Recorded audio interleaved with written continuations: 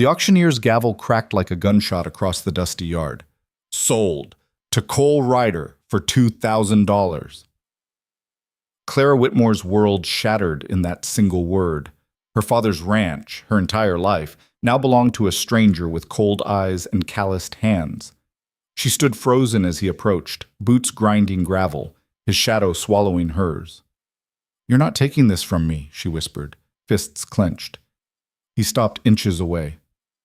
Already did. 1 week. She'd give herself 1 week to expose him, fight him, and reclaim what was stolen. But some battles reveal truths fiercer than any war. Stay with me through this story. Hit that like button and comment which city you're watching from. I want to see how far this journey travels. The Montana wind carried the smell of dust and dying grass across the Whitmore property, whipping through Clara's dark hair as she stood at the edge of the yard where 23 years of her life had just been sold to the highest bidder. The auctioneer was already packing his papers, his job done, his pockets heavier. The scattered crowd of neighbors and opportunists dispersed like vultures denied a meal, their disappointed murmurs fading into the prairie silence. Clara couldn't move. Her boots seemed nailed to the earth her father had walked every morning before dawn, the same packed dirt where he'd taught her to ride, to rope, to survive. Now it belonged to a man whose name she'd never heard until today. Cole Ryder stood beside his horse, a weathered buckskin gelding that looked as road-worn as its owner. He didn't celebrate his purchase, didn't smile, didn't even look at the land he'd just acquired. Instead, his gray eyes fixed on Clara with an expression she couldn't read, something between regret and resignation. He was tall, built like someone who'd spent years doing work that broke lesser men. His face was angular, tanned dark by sun and wind, with a scar cutting through his left eyebrow. Late 30s, maybe 40, old enough to have seen hard times and survived them. His clothes were clean but worn, a faded blue shirt, leather vest, and denim that had been patched more than once. "Miss Whitmore." His voice was low, roughened by years of disuse or dust or both. Clara's jaw tightened. "Don't! I know this ain't—" "I said don't!" She took a step forward, fury overriding the grief that had been drowning her for the past 3 weeks since her father's death. "You don't get to speak to me like we're acquainted. You don't get to pretend this is anything other than what it is." Cole's expression didn't change. "And what's that?" "Theft." The word cracked like a whip. Legal theft, maybe, but theft all the same. "Your father owed—" "My father owed nothing." Clara's voice rose, and several lingering stragglers turned to watch. She didn't care. Let them see. Let them witness what men like Cole Ryder did to families like hers.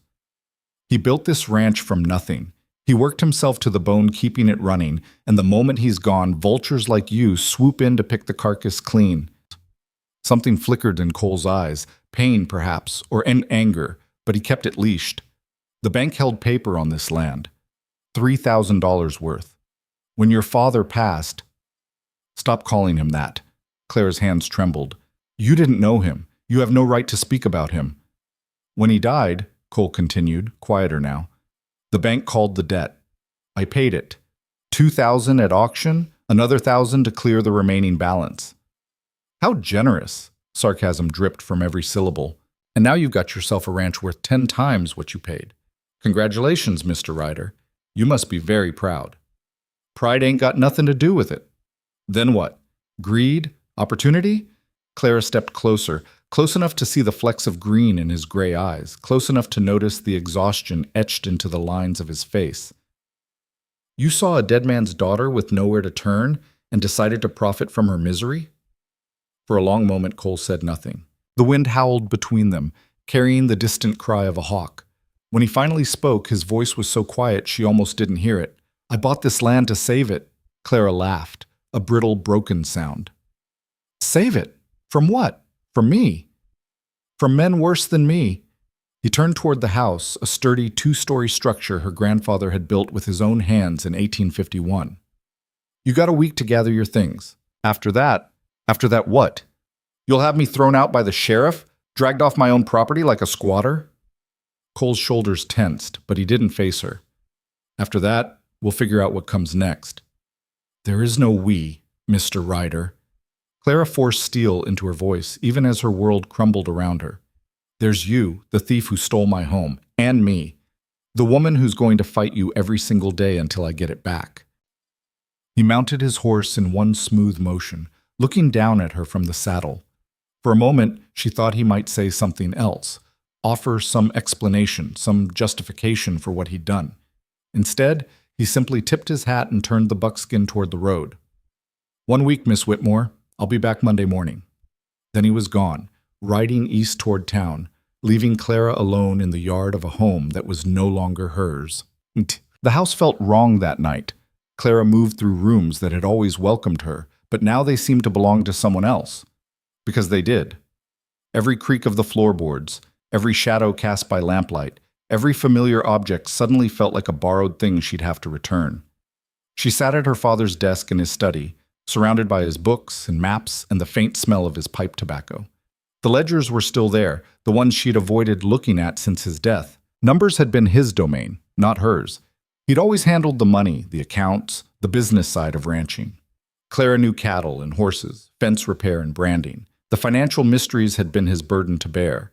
Now, staring at the leather-bound books, she realized her ignorance had cost her everything. With trembling hands, she opened the most recent ledger. Her father's handwriting filled the pages. Neat, precise, the script of a man who'd been educated back east before coming to Montana to build a new life. Income, expenses, livestock sales, equipment purchases, everything documented with meticulous care. At first, the numbers seemed reasonable. The ranch made money, not a fortune, but enough to sustain them, to pay the few hands they employed during busy seasons, to maintain the buildings and stock. But as she turned the pages, moving backward through the years, she began to see the cracks. Small loans, $20 here, $50 there. Borrowed from the Territorial Bank of Helena to cover a harsh winter, to replace a barn damaged by fire, to purchase breeding stock after a disease swept through their herd. Each loan documented, each payment schedule noted.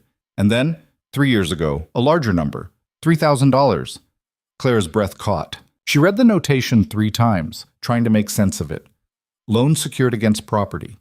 Terms: 7% annual interest.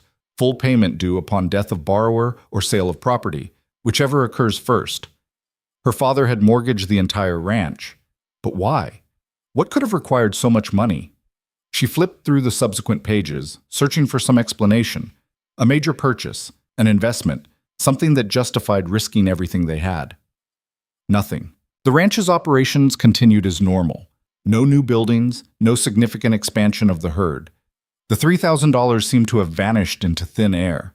A knock at the door startled her from the ledgers. Clara rose, grabbing the rifle her father kept by the desk, old habits from years of frontier living, and approached cautiously. "Who's there?" "Margaret Flynn, dear, from town." Clara relaxed slightly, opening the door to find her father's longtime friend, a sturdy woman in her 50s who ran the general store in Bannock. Margaret held a covered basket, her kind face creased with concern. "Thought you might need some company tonight," Margaret said, stepping inside without waiting for invitation. "And I brought stew. You've been eating, I hope? Not hungry?" "Nonsense. Grief is no excuse for starvation." Margaret moved to the kitchen with the familiarity of someone who'd visited this house 100 times. Within minutes, she had 2 bowls on the table and was ladling out thick beef stew that smelled better than anything Clara could have managed herself. They ate in silence for a while, the only sound the scrape of spoons against ceramic. Finally, Margaret spoke. "Cole Ryder.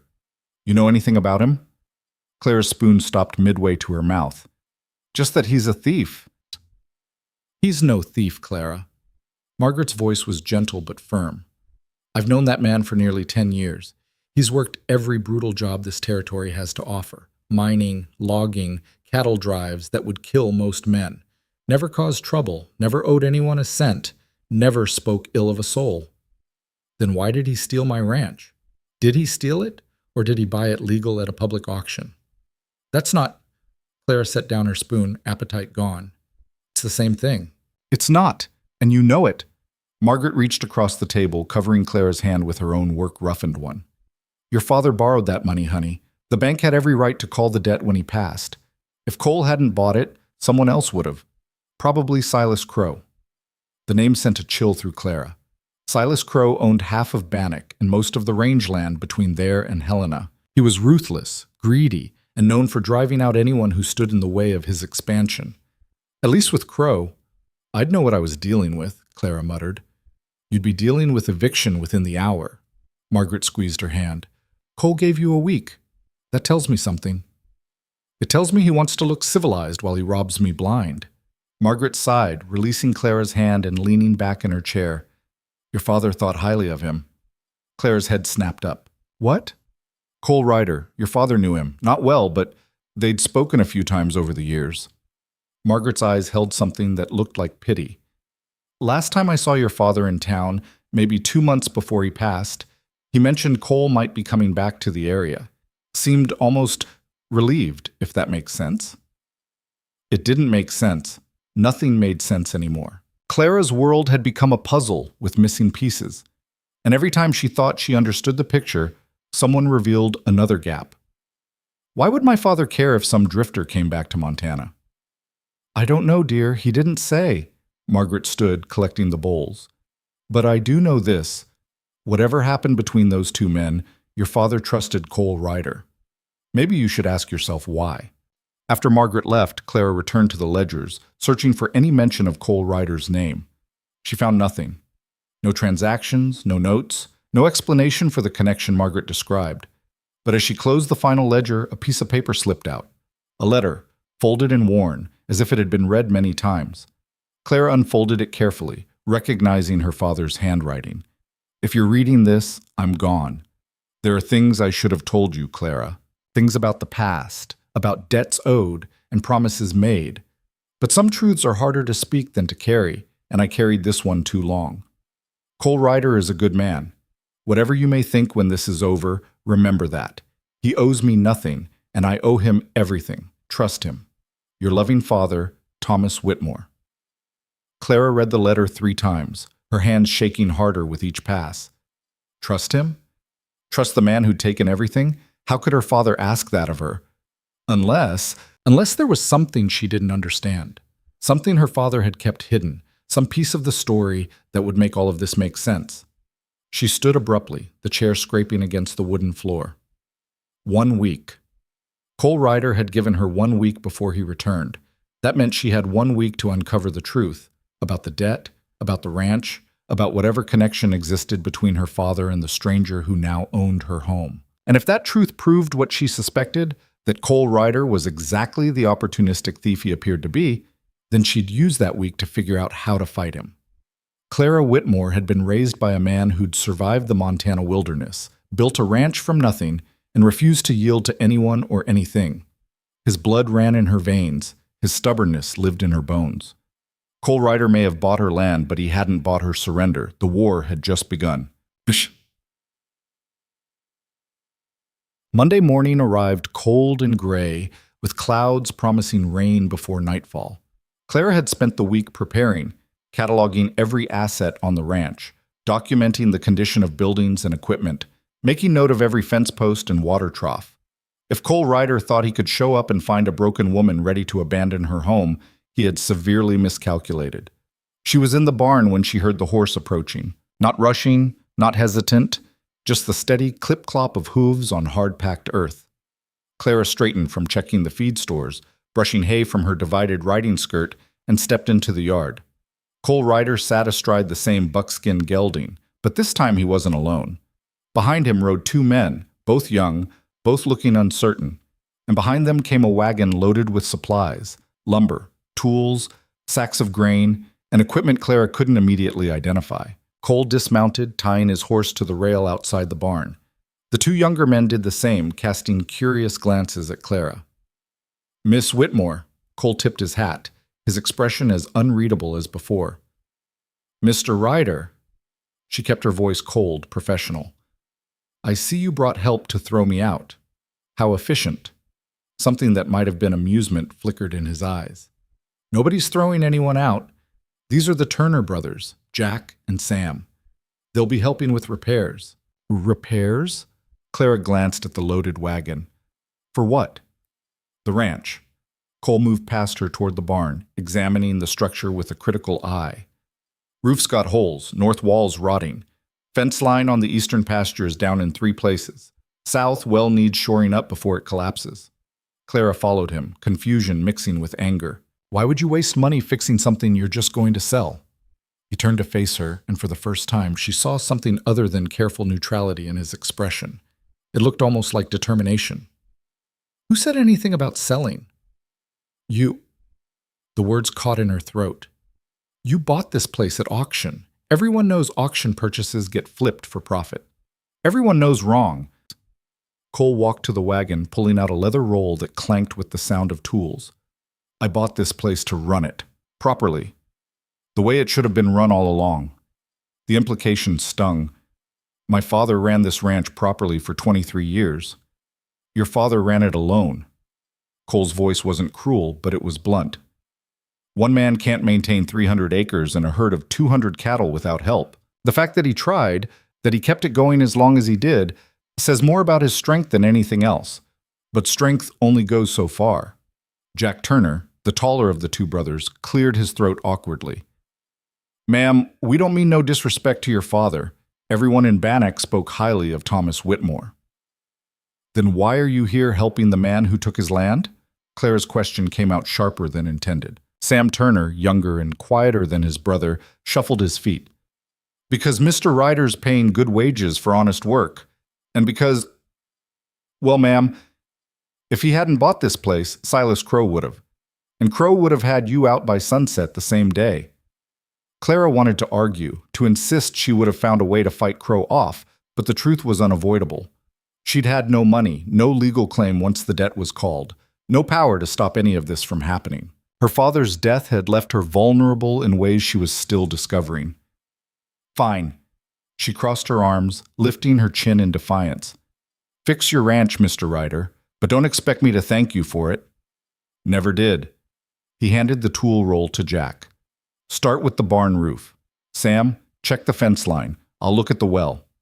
The brothers moved to their tasks, leaving Clara alone with Cole. He studied her for a long moment, and she fought the urge to look away, to show any sign of weakness. You planning to stay? He asked finally. This is my home. It's my property. Then I guess we have a problem. Clara held his gaze, refusing to blink. Because I'm not leaving. To her surprise, Cole nodded slowly, as if he'd expected this answer. All right. All right? She'd been prepared for an argument, a confrontation, maybe even a threat to bring the sheriff. Not agreement. You can stay, for now. He turned toward the south well, then paused, glancing back at her. But if you're staying, you work. This ain't a charity house, Miss Whitmore. Everyone here earns their keep. Pride warred with practicality in Clara's chest. Working for Cole Ryder felt like surrender, like admitting he had authority over her. But refusing meant leaving, and leaving meant losing her last connection to her father, to the life she'd known. Fine, she said through gritted teeth. What do you want me to do? Can you cook? Of all the questions she'd expected, that wasn't one of them. Of course I can cook. Good. 3 men working hard all day need feeding. Breakfast at dawn, lunch at noon, dinner when the work's done. He started walking again, throwing words over his shoulder. You got a problem with that, you can take it up with your pride. But the men need food, and I need someone who knows their way around a kitchen. Clara stood in the yard, fury and humiliation burning through her veins. He'd reduced her to a cook, not a partner, not even a hired hand, just someone to make meals while he played Lord of the Manor. But as she watched him disappear around the corner of the house, she realized something that made her anger shift into something more dangerous. Determination. Cole Ryder wanted her to cook? She'd cook. She'd feed him and his workers, and she'd use every moment in that kitchen to watch him, to learn his patterns, to understand what he was really doing here. Because Margaret Flynn might believe he was a good man, and her father's letter might have asked her to trust him, but Clara had learned the hardest way possible that trusting blindly led to disaster. So she'd play along, she'd work for him, cook for him, exist under his authority, and all the while she'd be searching for the truth and for a way to get her ranch back. The first few days established a routine that felt surreal in its mundane normalcy. Clara woke before dawn to start breakfast. Coffee, bacon, eggs, biscuits, whatever she could pull together from dwindling supplies. The men arrived as the sun broke over the eastern hills, hungry and ready to work. Cole always ate quickly, thanked her with a brief nod, and was out the door before the others finished. Jack and Sam lingered sometimes, trying to make conversation, but Clara kept her responses short, her demeanor cold. They were working for the enemy. That made them enemies too, no matter how polite they seemed. After breakfast, Clara would clean the kitchen, then slip outside to watch the work progress. It galled her to admit it, but Cole knew what he was doing. The barn repairs were expert, not just patches, but genuine restoration. The fence line was being completely rebuilt, stronger than it had been before. Even the well project involved reinforcements that would last decades. He wasn't just maintaining the ranch, he was improving it. Why? The question gnawed at Clara constantly. If he planned to flip the property for profit, these improvements made sense. But if he intended to stay and run it himself, why buy a place that needed so much work? And why allow her to remain an obvious source of resentment and conflict? On the fourth day, Clara was bringing lunch to the men working on the eastern fence when she overheard part of a conversation between Jack and Cole. "Don't understand why you're pouring money into this place," Jack was saying, his voice carrying across the prairie grass. "Could have bought better land for less." Wasn't about the land. Cole's response was quiet, almost inaudible. Then what was it about? A long pause. A promise.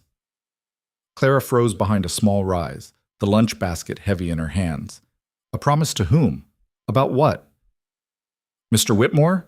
Jack asked, apparently following a train of thought Clara couldn't hear. "Leave it alone, Jack. I'm just saying, people in town are talking. Wondering why you'd spend a decade saving money just to buy a struggling ranch and keep on the daughter of the man who—" "I said leave it." The edge in Cole's voice could have cut glass. "What I do with my money and my property ain't town gossip." "Yes, sir. Sorry, sir." Clara stayed hidden until the conversation moved to safer topics, her mind racing. A decade of saving, a promise to her father. And that phrase, the man who, left hanging, incomplete, maddeningly cryptic. What had her father done? That night, after dinner was cleared and the men had retired to the bunkhouse, Cole had hastily repaired for Jack and Sam, Clara returned to her father's study. She'd been through every ledger, every document in the desk, but she hadn't searched the rest of the room.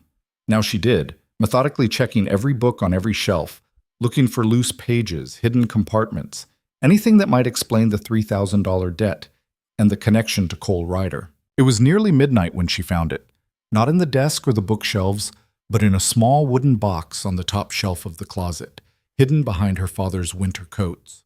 The box was locked, but Clara had seen her father open it once, years ago.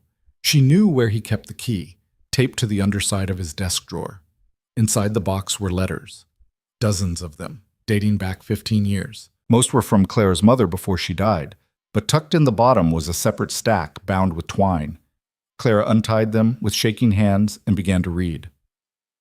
"Mr. Whitmore, I know you said not to write, but I need you to know I made it to Oregon. The work is hard but honest. I'm in a logging camp near the coast, and the pay is good. I'm saving every penny like I promised. I'll pay you back. Every cent. I swear it. Cole Ryder." Cool. "Mr. Whitmore, 2 years now, and I'm still working. Moved to the mines in Nevada. Pays better, but the work tries to kill you daily. Lost 3 men last month to a collapse. I wasn't one of them, which I count as luck or maybe something more. I think about what you did, what it cost you. Makes me work harder. I won't forget. Cole Ryder." Old. "Mr. Whitmore? 10 years. Can you believe it's been 10 years?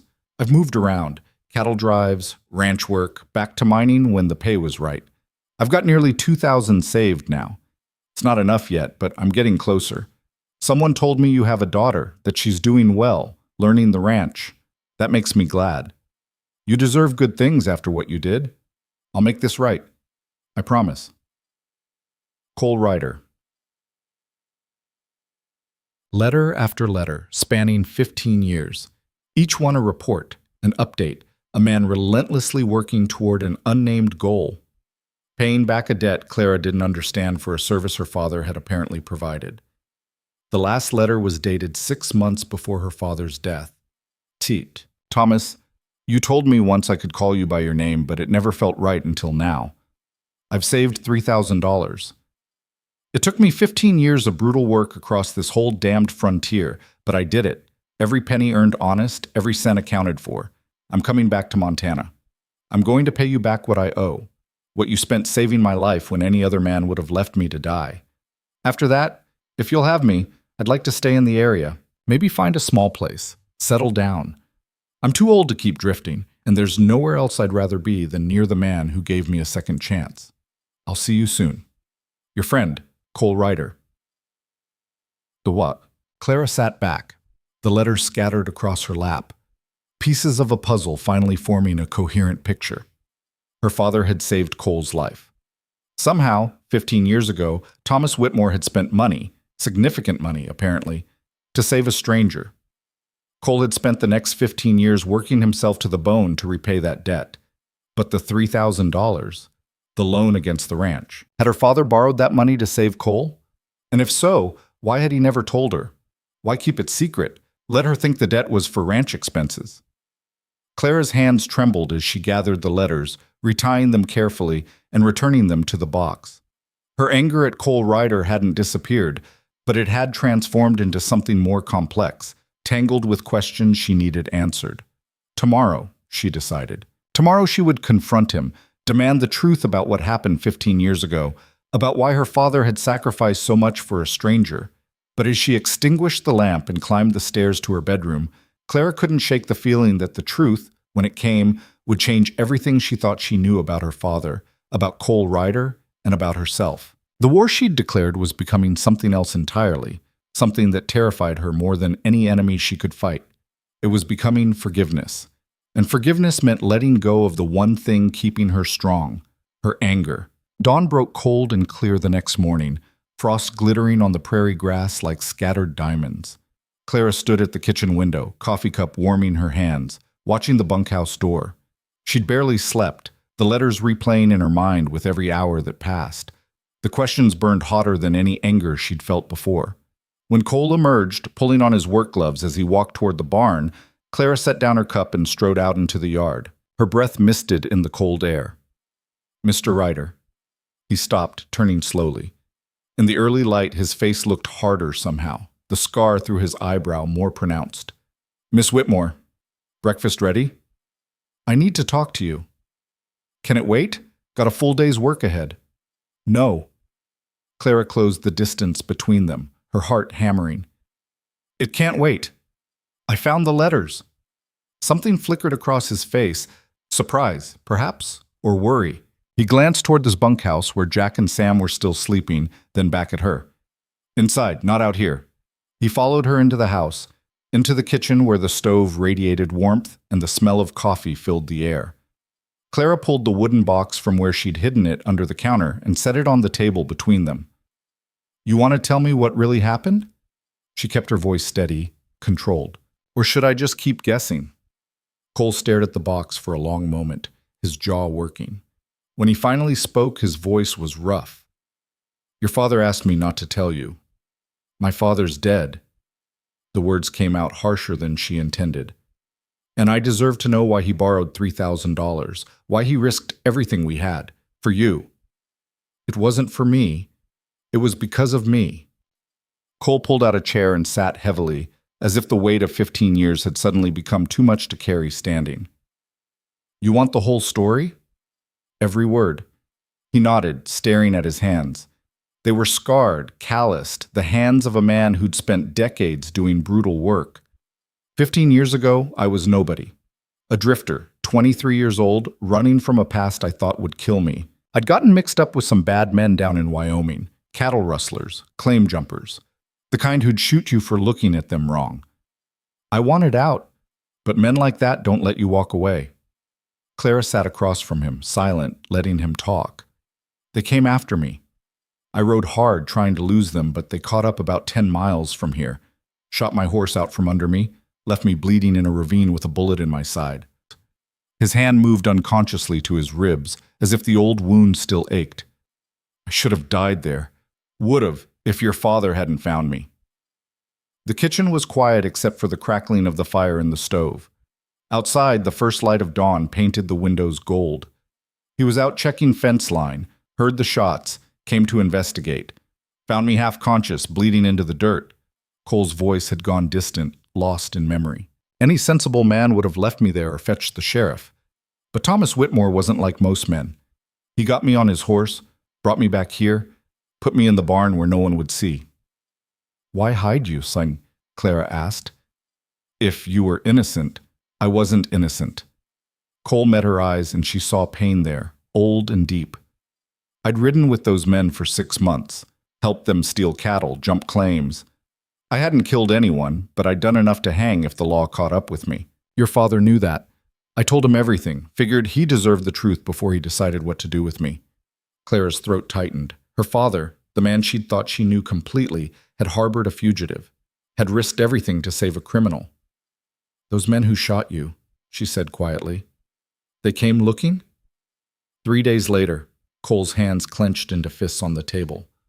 "Rode right up to the house, bold as brass, asking if anyone had seen a wounded man. Your father told them no, looked them straight in the eye, and lied to protect a stranger who'd done nothing to deserve it.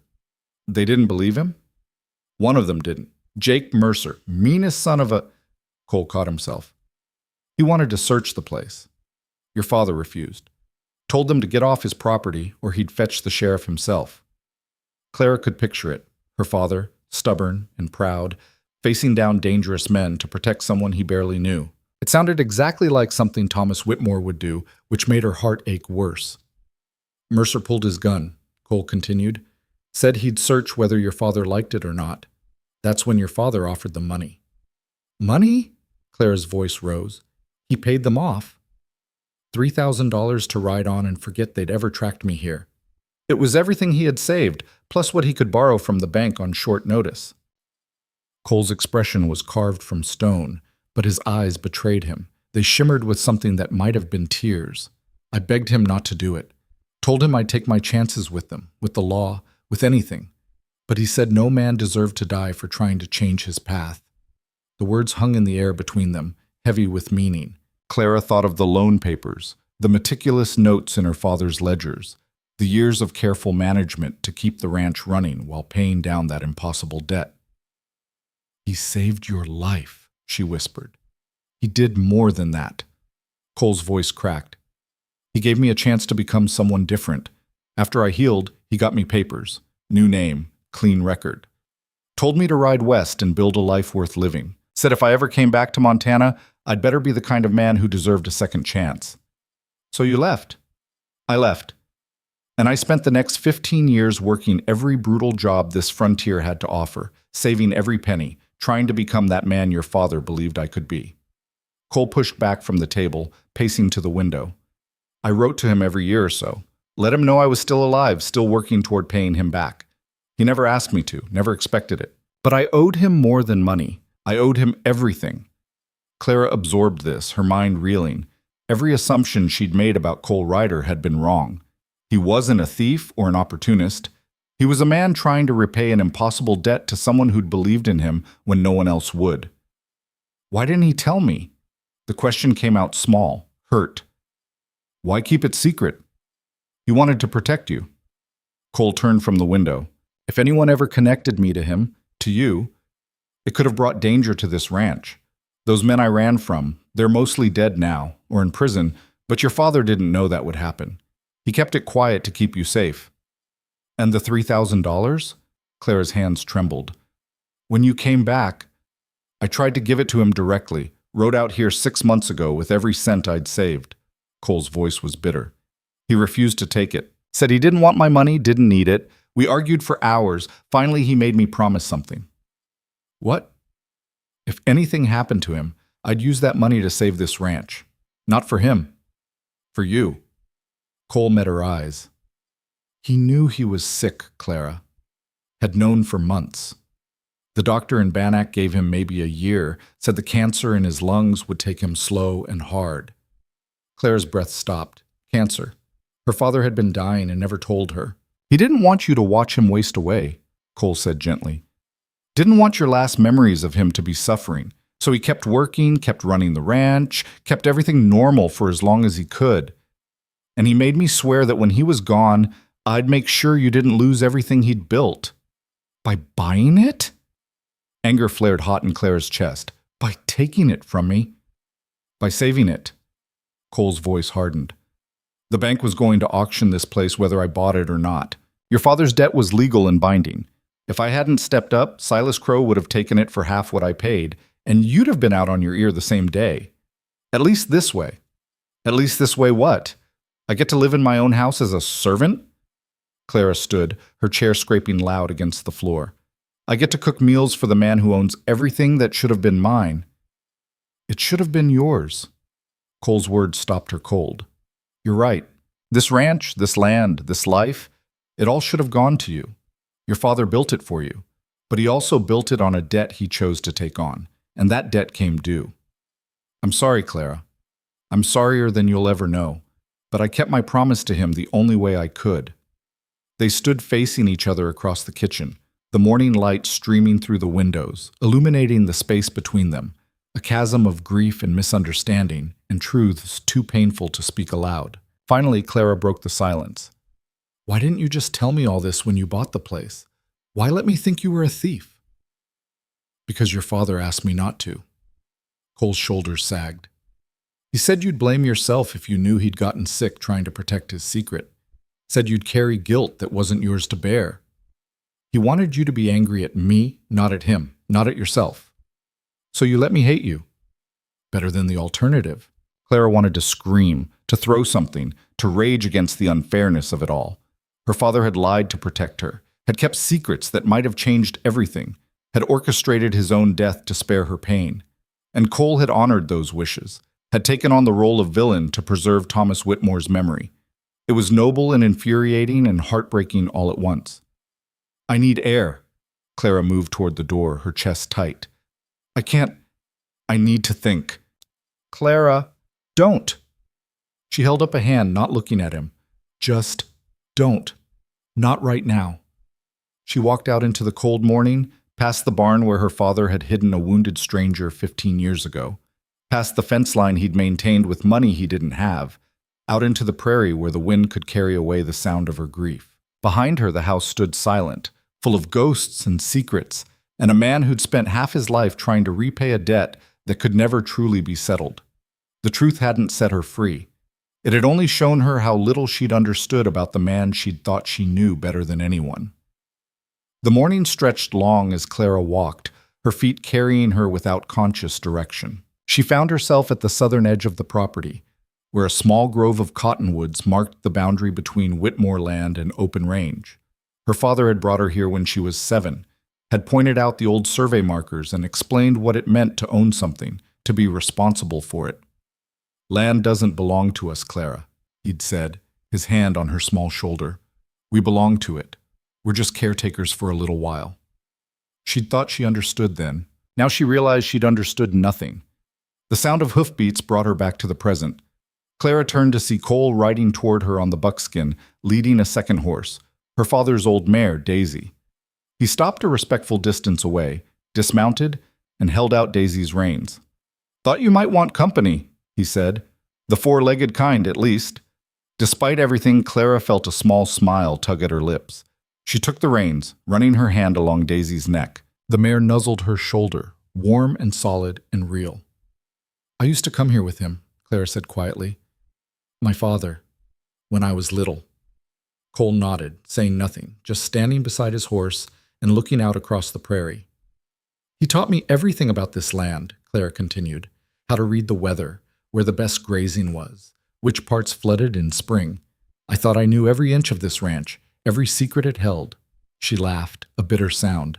Turns out, I didn't know anything. You knew what he wanted you to know.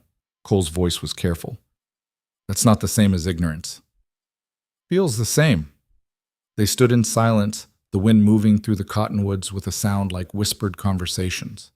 Finally, Cole spoke again. I can leave, if that's what you want. Sell the place to someone else, someone without history attached. You'd have the same problem, not owning it, but at least you wouldn't have to look at me every day and remember what your father did. Clara considered this. It would be easier, in some ways.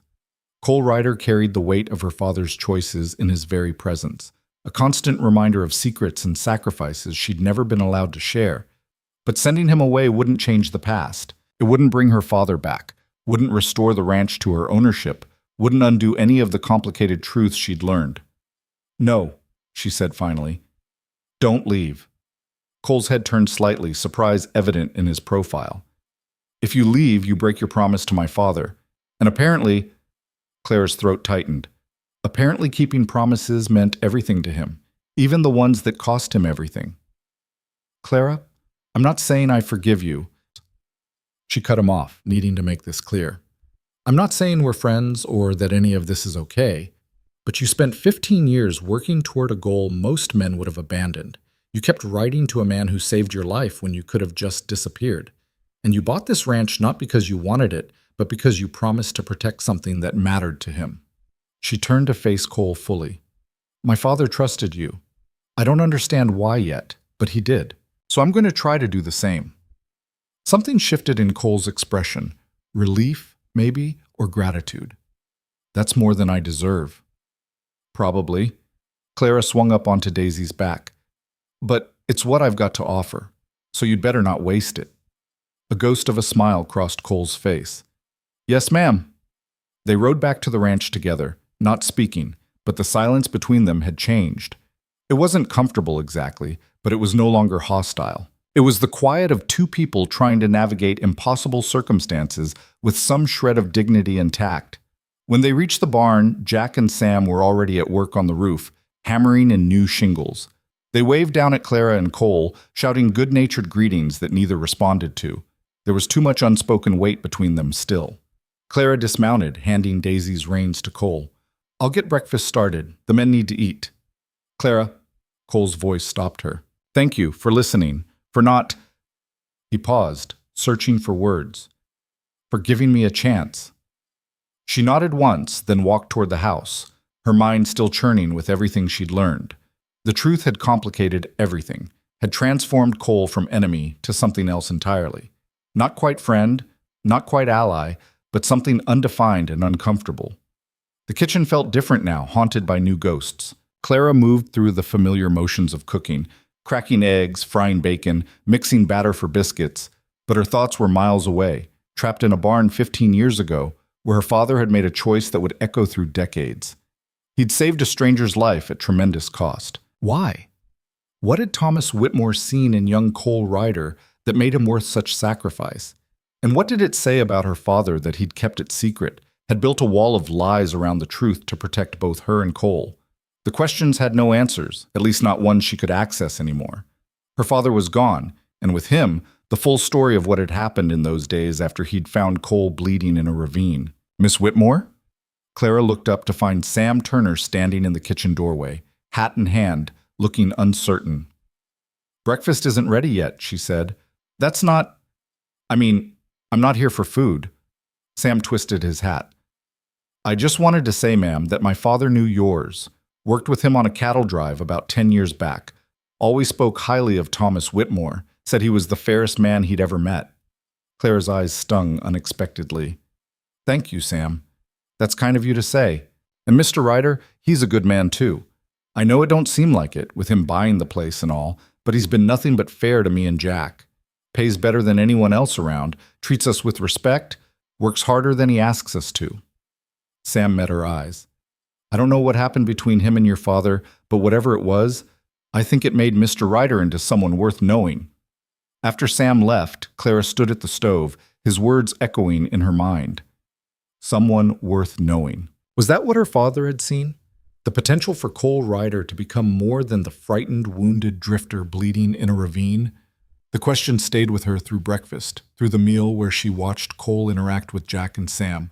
Patient, direct, never asking them to do anything he wouldn't do himself. She saw the way he checked every repair twice, making sure it was done right, built to last. The way he rationed the supplies carefully, not wasting a single nail or board. This wasn't a man looking to flip a property for profit. This was a man building something meant to endure. After the men headed back to work, Clara cleaned the kitchen, then made a decision. She went to her father's study and retrieved every ledger, every document, every scrap of paper that related to the ranch's finances. If she was going to live here, work here, exist in this strange new reality where Cole Ryder owned her home but honored her presence, then she needed to understand exactly what that meant. For the rest of the day, she studied. She tracked the loan her father had taken, followed the payments he'd made, small, steady, never missing a deadline but never quite making headway against the principal. She calculated what the ranch earned versus what it cost to run, understanding for the first time how precarious their situation had always been. Her father had been drowning in debt, keeping his head just barely above water through sheer determination and careful management. The cancer diagnosis must have been the final blow, the thing that made him realize he'd never be able to save the ranch himself. So he turned to the one person he knew would help, the man whose life he'd saved, the man who'd spent 15 years working toward repayment. Clara was so absorbed in the numbers that she didn't hear Cole approach until he knocked on the study doorframe. She looked up, startled to find him standing there with dirt on his clothes and exhaustion in his eyes. "It's past dinner time," he said quietly. "I sent the boys to town for food. Didn't want to disturb you." Clara glanced at the window, surprised to see darkness had fallen. She'd been working for hours without noticing the passage of time. "I'm sorry. I should have. You don't owe me apologies." Cole stepped into the room, looking at the scattered papers. "Finding what you're looking for?" "I don't know what I'm looking for." Clara rubbed her eyes, tired. "Understanding, maybe. Some way to make sense of all this." Cole pulled up a chair and sat across from her, the desk between them like a negotiating table. "What do you want to know?" "Everything." Clara met his gaze. "You said my father didn't want you to tell me the truth, but he's gone now, and I'm done with secrets. So tell me everything, the parts you left out this morning, what really happened those first days after he found you, why those men were so determined to kill you, what you did to make them hunt you like an animal." Cole was quiet for a long moment, his fingers drumming against the desk. When he spoke, his voice was low and measured. "I grew up in Texas. My father was a drunk who beat my mother until the day she died, then beat me when she wasn't there to take it for me. I left home at 15, lied about my age, and hired on with a cattle outfit. Spent the next few years learning the trade, saving money, trying to build something resembling a life." Clara listened without interrupting, sensing this was a story Cole had never told in full. "When I was 20, I met Jake Mercer. He was running a small operation in Wyoming, and he offered good pay for hard work. I signed on without asking too many questions." Cole's jaw tightened. Turned out the hard work meant stealing cattle from legitimate ranchers and selling them across state lines. By the time I figured it out, I was already implicated. Leaving would have meant admitting I knew what was happening, which would have made me a witness. Mercer didn't leave witnesses alive. "So you stayed for 3 years. Hated every minute of it, but I was young and stupid and scared. Then one day, we hit a ranch near the Montana border. The family that owned it, they had kids. Little ones, maybe 5 and 7 years old." Cole's voice had gone hollow. "Mercer wanted to burn them out, make an example. I said no. We fought. I lost, got shot for my trouble, and rode as hard as I could with half of Mercer's crew chasing me." Clara felt her chest tighten. "The children survived. I made sure of it before I ran. Got them hidden in the cellar, told the mother where to go for help. But I knew Mercer would come after me, and he did. 3 of his best men tracking me across 200 miles of wilderness until they finally caught up. And then my father found you. And then your father found me." Cole's eyes met hers. "I told him everything that first night while he was digging the bullet out of my side. Expected him to turn me in, figured I deserved it. Instead, he said something I've never forgotten." "What?" "He said, a man's past mistakes don't define his future unless he lets them. Then he asked me what kind of man I wanted to be when I healed up. I didn't have an answer. I'd spent so long surviving that I'd forgotten I could choose something else." Cole's voice was thick with emotion. "Your father gave me that choice, paid for it with everything he had, and I've spent every day since trying to become the man he believed I could be." They sat in the lamplight, the study quiet except for the ticking of the old grandfather clock in the corner. Clara felt the weight of Cole's story settle over her like a blanket, heavy but somehow comforting in its completeness. This was the truth, unvarnished and raw. "The ranch," she said finally. "When you bought it, you said you'd figure out what comes next." Cole nodded slowly. "What did you mean?" He leaned back in his chair, studying her with those gray eyes that had seen too much hardship. "I meant that this place doesn't feel right without a Whitmore running it. Your father built something here, Clara, something that matters. And you—" He paused. "You're part of this land in ways I'll never be. I can own the paper, but I can't own what you have. The history, the connection. Then why not just give it back?"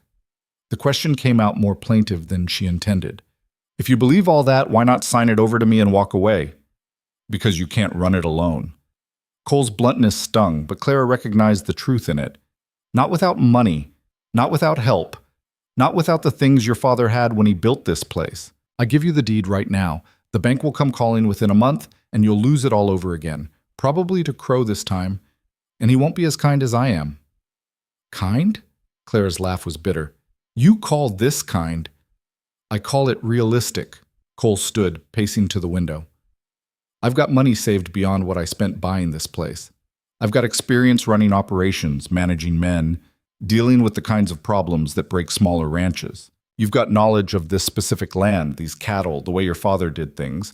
Together," he turned to face her, "together we might actually make this work." "You're proposing a partnership." "I'm proposing we honor your father's wishes. He wanted this ranch to survive, wanted you to have a future. The only way that happens is if we stop fighting each other and start working toward the same goal." Clara stood as well, moving to stand beside him at the window. Outside, the prairie stretched dark and vast, stars scattered across the sky like salt spilled on black cloth. This land had been in her family for a generation, had been built by her grandfather's hands, and maintained by her father's stubbornness. Now it belonged to a stranger. Except Cole Ryder wasn't quite a stranger anymore. He was the man her father had believed in when no one else would. The man who'd spent 15 years becoming someone worthy of that faith. The man who'd kept every promise, no matter the cost. "All right," Clara said quietly. Cole looked at her, surprise evident in his expression. "All right? We try it your way. Partnership. But I have conditions." "Name them." Clara turned to face him fully, needing him to understand she wasn't surrendering, she was negotiating. "I want to be involved in every decision about this ranch, not cooking and cleaning while you run things. Actual partnership. I want to know the finances, the plans, everything." "Agreed. And I want it in writing. Legal papers that say we're equal partners, that my voice matters as much as yours."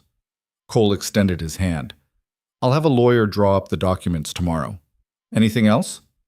Clara looked at his offered hand, calloused and scarred from years of brutal work. Taking it would mean committing to this strange new arrangement, to working alongside the man who owned her home, to trusting him in ways that still terrified her.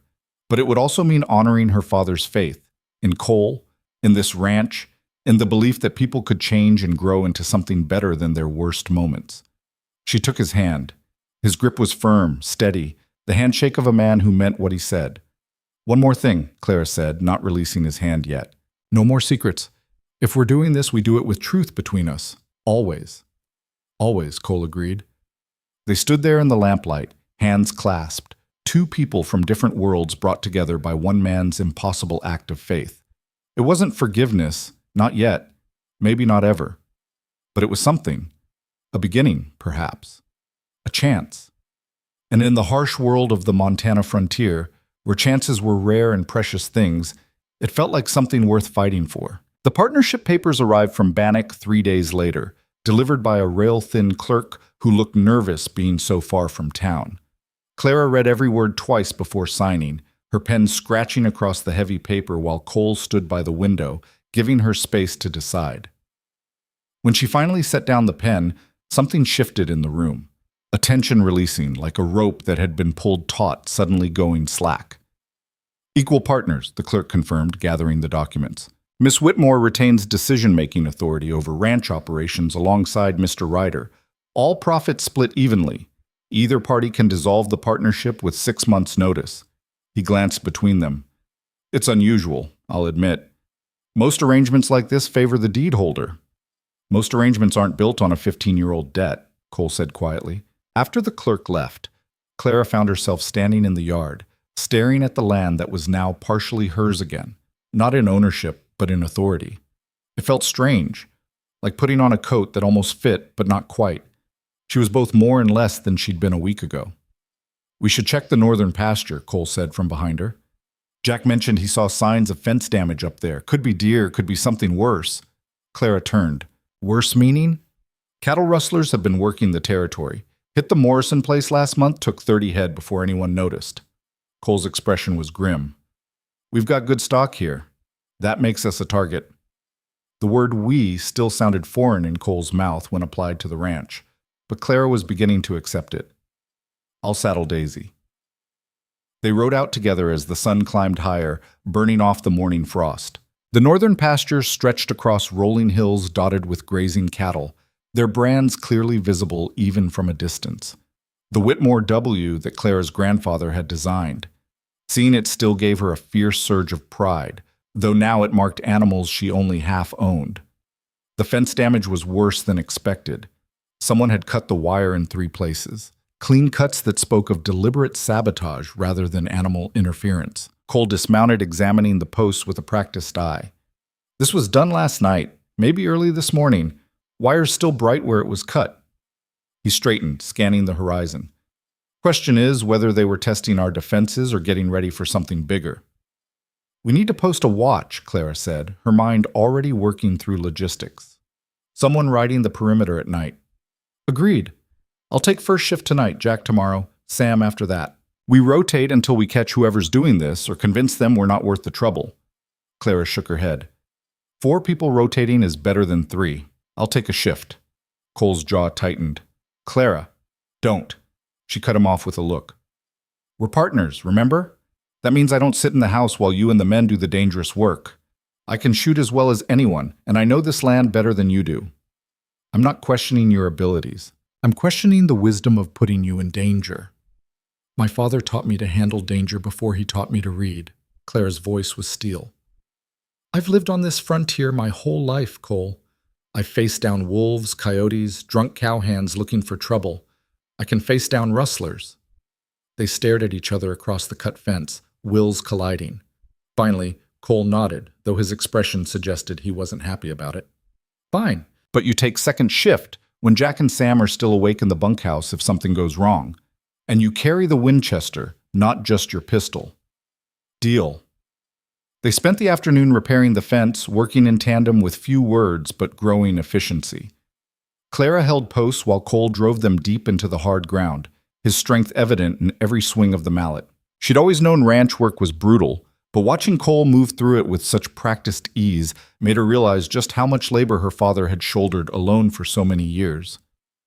How'd you learn all this? She asked as he strung new wire between posts. The fence work, the carpentry, all of it? 10 years of cattle drives teaches you most things.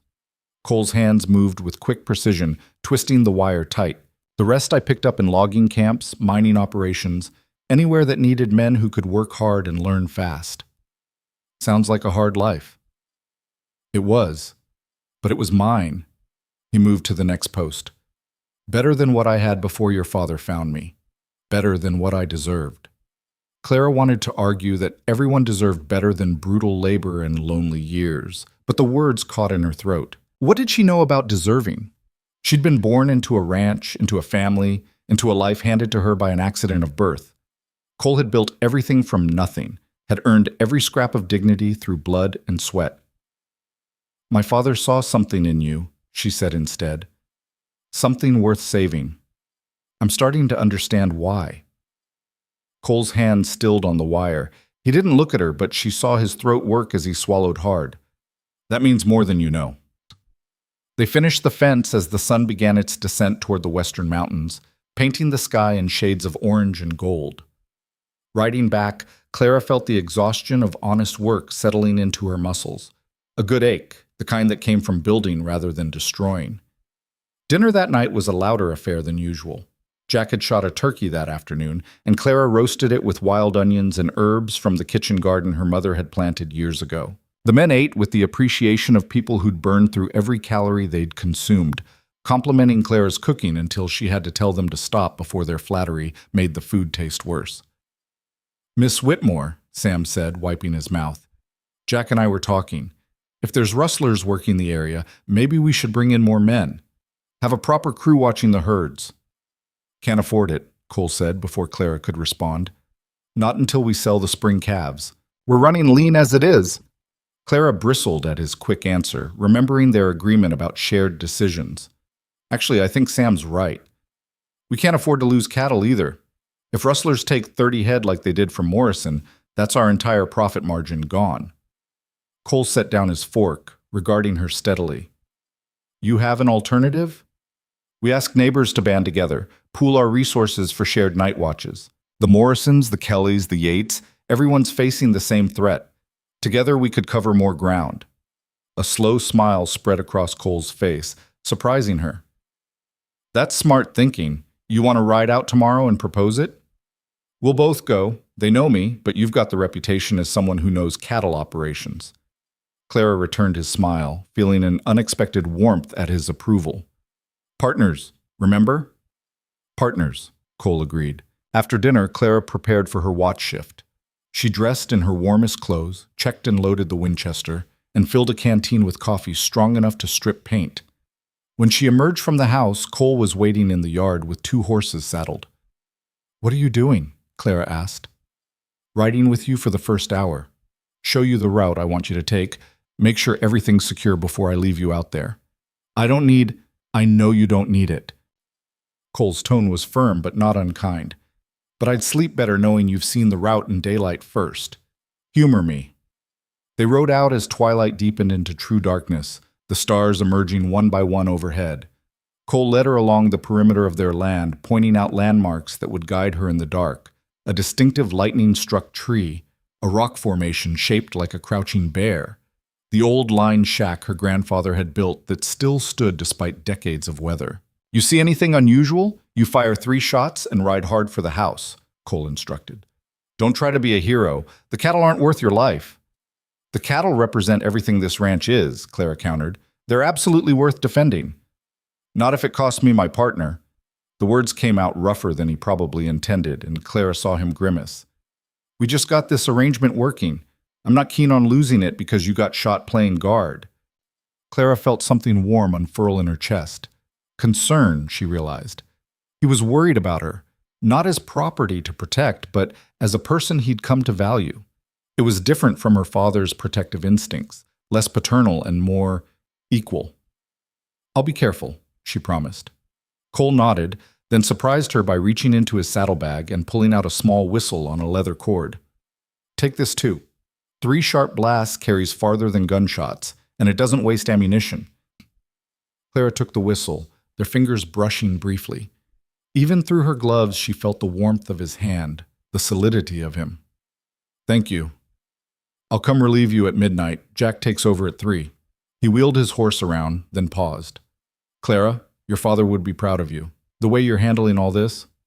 Before she could respond, he was riding back toward the ranch house, leaving her alone with the night and her thoughts.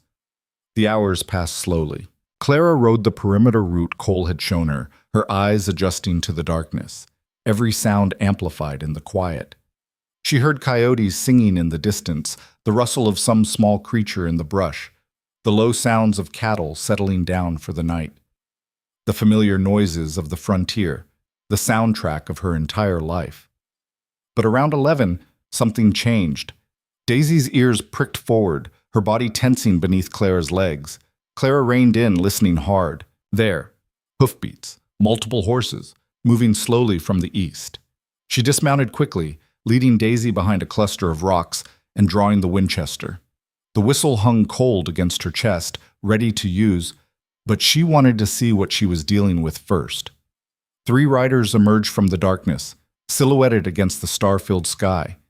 They moved with the confidence of men who knew the land, heading straight for the northern pasture where the fence had been cut. Clara's heart hammered as she recognized their intent. They were rustlers, come to finish what they'd started. She raised the whistle to her lips and blew 3 sharp blasts that cut through the night like knives. The riders froze, then spurred their horses into action, but not toward escape. They turned toward her. Clara vaulted back onto Daisy, firing the Winchester once over their heads as a warning, then kicked her mare into a run. Behind her, she heard shouts, the thunder of pursuing hooves. She knew this land, knew every dip and rise, but so did they. Local men, probably, working their own neighbors' ranches. Gunfire cracked behind her. A bullet whined past her ear, too close. Clara leaned low over Daisy's neck, urging her faster. The ranch house lights were visible ahead, growing larger. More gunfire, this time from ahead. Cole, shooting from the porch, his rifle reports distinct and measured. The pursuing horses fell back suddenly. Clara risked a glance over her shoulder and saw the riders breaking off, disappearing into the night. She didn't slow until she reached the yard, where Cole stood with the rifle still raised, Jack and Sam emerging from the bunkhouse with their weapons. "How many?" Cole demanded as Clara dismounted on shaking legs. "3. Heading for the northern pasture. They shot at me when I raised the alarm." Cole's face went dark with fury. "Did you recognize any of them?" "Too dark, but they knew the land. Local men. I'd bet my life on it." "You nearly did." Cole grabbed her shoulders, his hands tight enough to bruise. "You could have been killed." "But I wasn't." Clara met his eyes, seeing fear there alongside the anger. "I did exactly what you told me, raised the alarm and got out. We drove them off, Cole. That's a victory." His hands loosened but didn't release her. For a moment they stood frozen, something electric passing between them, relief and recognition, and something neither was ready to name. Jack cleared his throat loudly. "Should we ride after them?" Cole released Clara, stepping back. "No. Too easy to ride into an ambush in the dark. We double the watch tonight, all of us, rotating every 2 hours. Come dawn, we track them." The rest of the night passed without incident, but Clara couldn't sleep when her shift ended. She lay in her bed, replaying those moments of pursuit, the whistle of bullets past her head, the primal fear of being hunted. But more than that, she remembered Cole's hands on her shoulders, the raw emotion in his voice when he'd asked if she was hurt. He cared about her, not as a debt to her father or an obligation to honor, but as herself, as Clara. The realization should have been uncomfortable, should have added another layer of complexity to their already complicated arrangement. Instead, it settled over her like a warm blanket, chasing away the cold fear of the night. Morning came too soon, gray and cold. Clara rose before dawn to find Cole already in the yard, studying the ground where the rustlers had approached. She brought him coffee, and they stood together in the pre-dawn light, watching the sky lighten. "Their tracks head east," Cole said, accepting the cup. "Toward the Crow holdings." Clara's breath caught.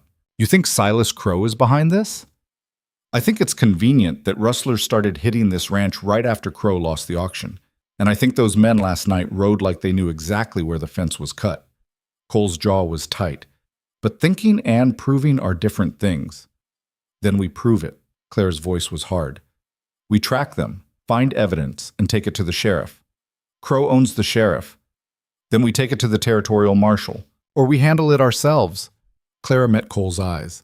"I won't let him steal what's ours. Not through the law, and not through rustlers in the night." Cole studied her for a long moment, then nodded. "All right, but we're smart about this. We gather evidence, build a case, and we don't go off half-cocked. Crow is dangerous, Clara. Men who cross him tend to disappear." "He doesn't scare me." "He should." Cole's voice dropped. "He's the kind of man who'll burn down everything you love just to prove he can. I've known men like him before. They don't stop until they're stopped." The words hung heavy between them, a reminder that the frontier had teeth and used them liberally. But Clara had been raised by a man who'd faced down armed criminals to save a stranger's life. She had that same stubborn courage in her blood. "Then we stop him," she said simply. They rode out an hour later, following the rustlers' tracks across open rangeland. True to Cole's prediction, the trail led straight toward Silas Crow's massive ranch, a sprawling operation that controlled thousands of acres and employed dozens of men. But before they reached Crow's boundaries, the tracks diverged, heading north toward a narrow canyon that cut through the hills. "They're hiding something in there," Clara said. "Probably stolen cattle from multiple ranches." Cole nodded.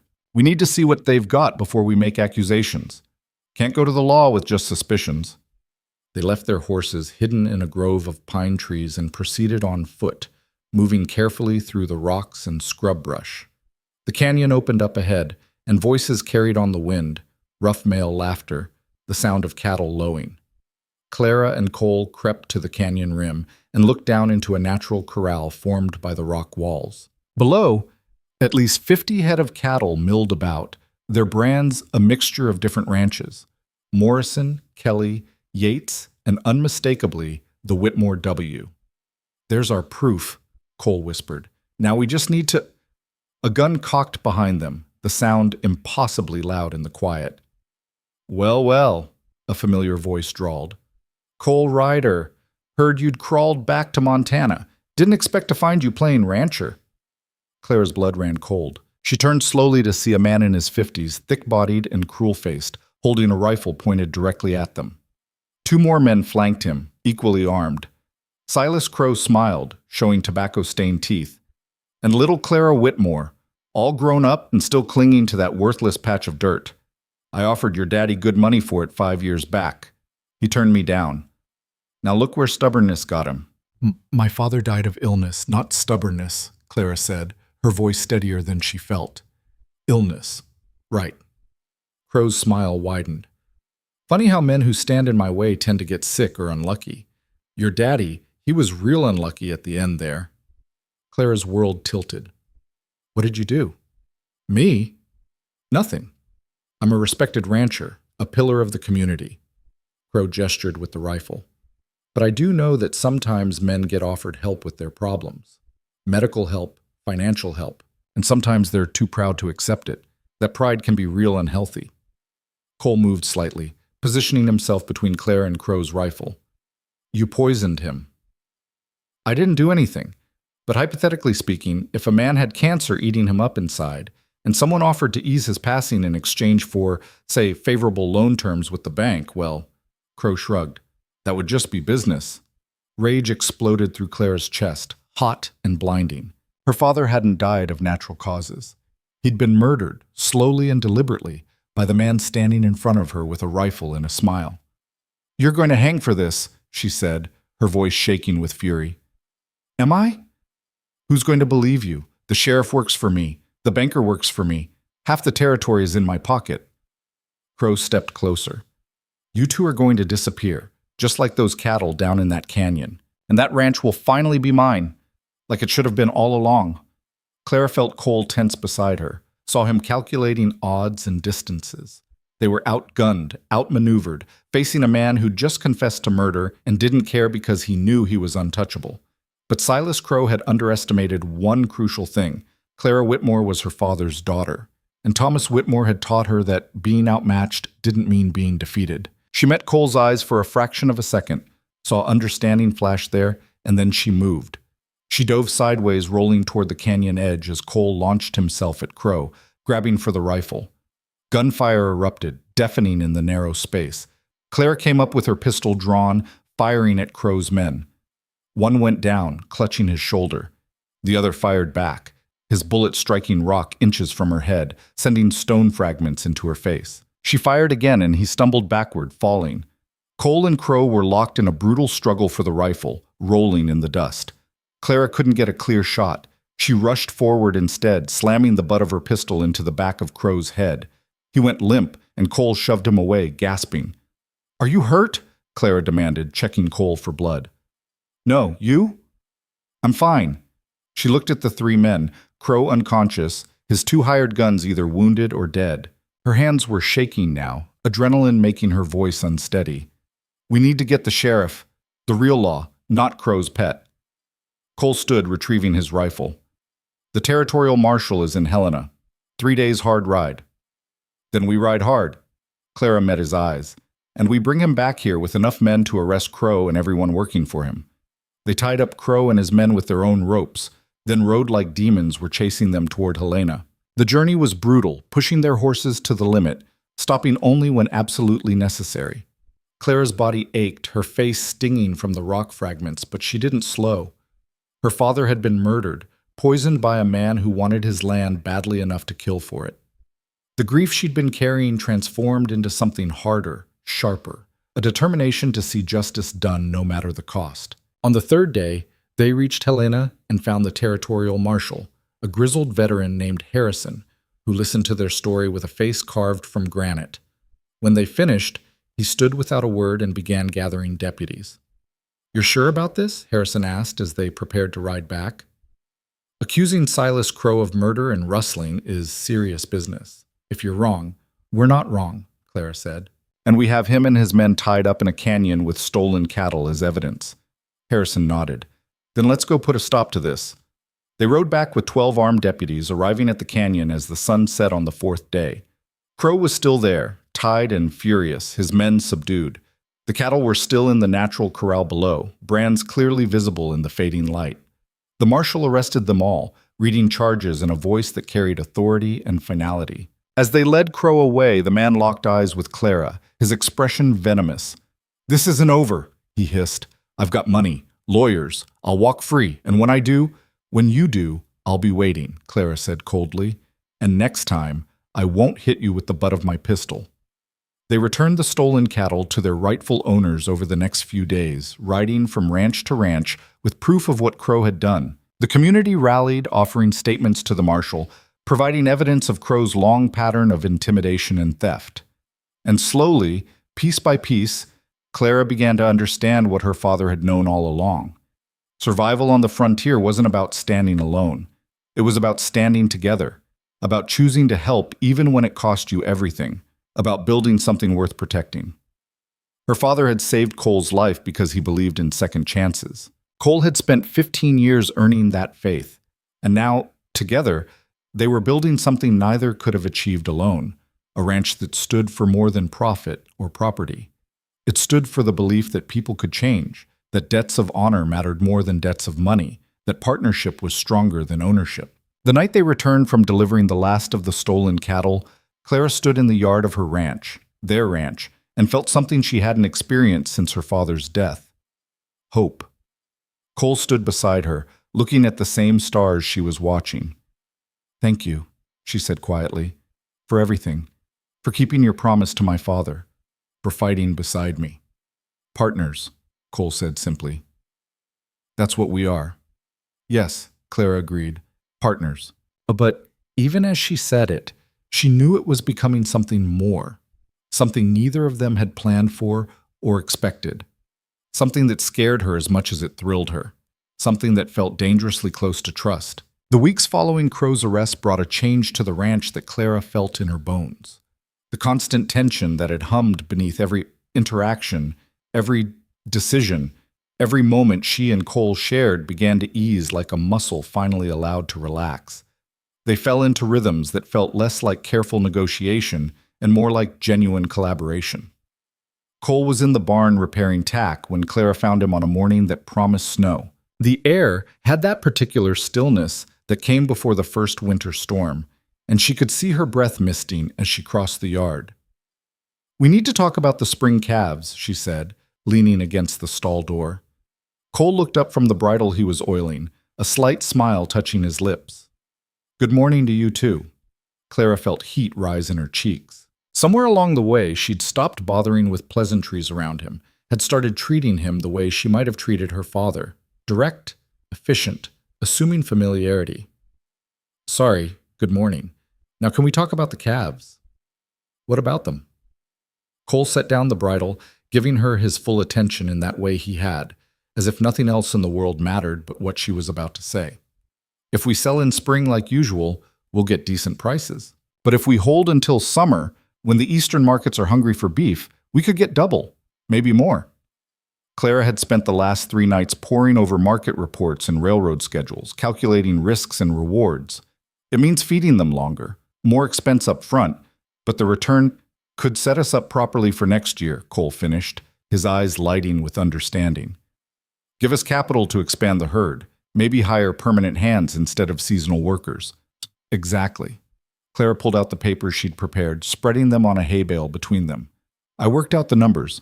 If we're careful with resources, if we use the eastern pasture we've been saving, we can make it work." Cole studied the figures, his expression thoughtful. Clara watched him, noticed things she'd trained herself not to see before. The way concentration made a small line appear between his eyebrows, how his fingers traced the columns of numbers as if feeling for truth in them, the way his jaw worked when he was thinking hard about something. "This is good work," he said finally. "Really good.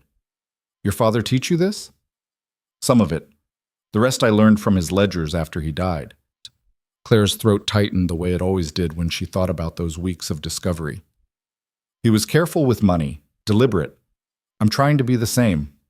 Cole looked up at her, and something in his expression made her breath catch. "He'd be proud of you. The way you've stepped into this, taken control. You're running this ranch as well as any man could, better than most." The compliment landed differently than it might have weeks ago. Then, Clara would have bristled at being compared to men, at the implication that she needed to measure up to male standards. Now, she heard what Cole actually meant, that she was capable, skilled, worthy of respect on her own merits. "We're running it," she corrected gently. "Together." "Together," Cole agreed, and the word hung between them, weighted with meanings neither was quite ready to examine. They decided to implement Clara's plan, which meant the next weeks were consumed with preparation. The eastern pasture needed fence reinforcement, the feed stores had to be calculated and recalculated, and they needed to secure contracts with buyers in Chicago and St. Louis who could wait for summer delivery. Clara found herself working alongside Cole more than ever, their partnership evolving from careful division of labor into something more fluid. He'd start a project and she'd finish it, or she'd identify a problem and he'd solve it, their skills complementing each other in ways that felt almost effortless. Jack and Sam noticed. Clara caught them exchanging knowing glances when she and Cole worked in unconscious synchronization, when they finished each other's sentences, when they moved around each other in the barn or yard with the ease of people who'd spent years together rather than weeks. "You two work well together," Margaret Flynn observed one afternoon when she'd ridden out from town with supplies. She sat at Clara's kitchen table, watching through the window as Clara and Cole argued about proper placement for a new water trough. "We're partners," Clara said, perhaps too quickly. "Of course we work well together." "Partners?" Margaret's tone was amused. "Is that what we're calling it?" Clara turned from the window, defensive. "What else would we call it?" "Oh, honey." Margaret's expression was knowing and kind. "I've been watching people fall in love for 50 years. I know what it looks like." "We're not—" Clara's protest died in her throat because she couldn't finish the sentence without lying. "It's complicated." "Love usually is." Margaret stood, gathering her basket. "But complicated doesn't mean wrong. That man out there spent 15 years becoming someone worthy of your father's faith. Seems to me he spent it these last weeks becoming someone worthy of yours too." After Margaret left, Clara stood at the window, watching Cole demonstrate something to Jack, his hands moving expressively, his face animated in a way she rarely saw. He was careful with people, she'd learned, slow to trust and slower to open up. But with her gradually, he'd begun to let his guard down, to show glimpses of the man beneath the armor of hard work and harder years. She was falling for him. The realization didn't come as a shock so much as a confirmation of something she'd been trying not to acknowledge. It terrified her, this feeling, because it made her vulnerable in ways that losing the ranch never could. Property could be regained, rebuilt, but hearts, once broken, stayed cracked forever. That night, Clara couldn't sleep. She paced her room, then gave up and went downstairs to her father's study. The letters Cole had written over 15 years were still in their box, and she read through them again, seeing them differently now. These weren't just reports or updates. They were a conversation, one-sided but intimate, a man sharing his struggles and triumphs with the person who'd saved him. The last letter, the one where Cole had told her father he was coming back to Montana, ended with a line she hadn't fully registered before. "I'm too old to keep drifting, and there's nowhere else I'd rather be than near the man who gave me a second chance." Near the man. Not near the ranch, or near Montana. Near Thomas Whitmore, the person who mattered. Clara set down the letter, a new understanding crystallizing. Cole hadn't spent 15 years working to buy a ranch. He'd spent 15 years working to come home to the only family he'd ever really had. And when he'd arrived to find Thomas dying, when he'd bought the ranch to honor his promise, he'd done it not out of obligation, but out of love.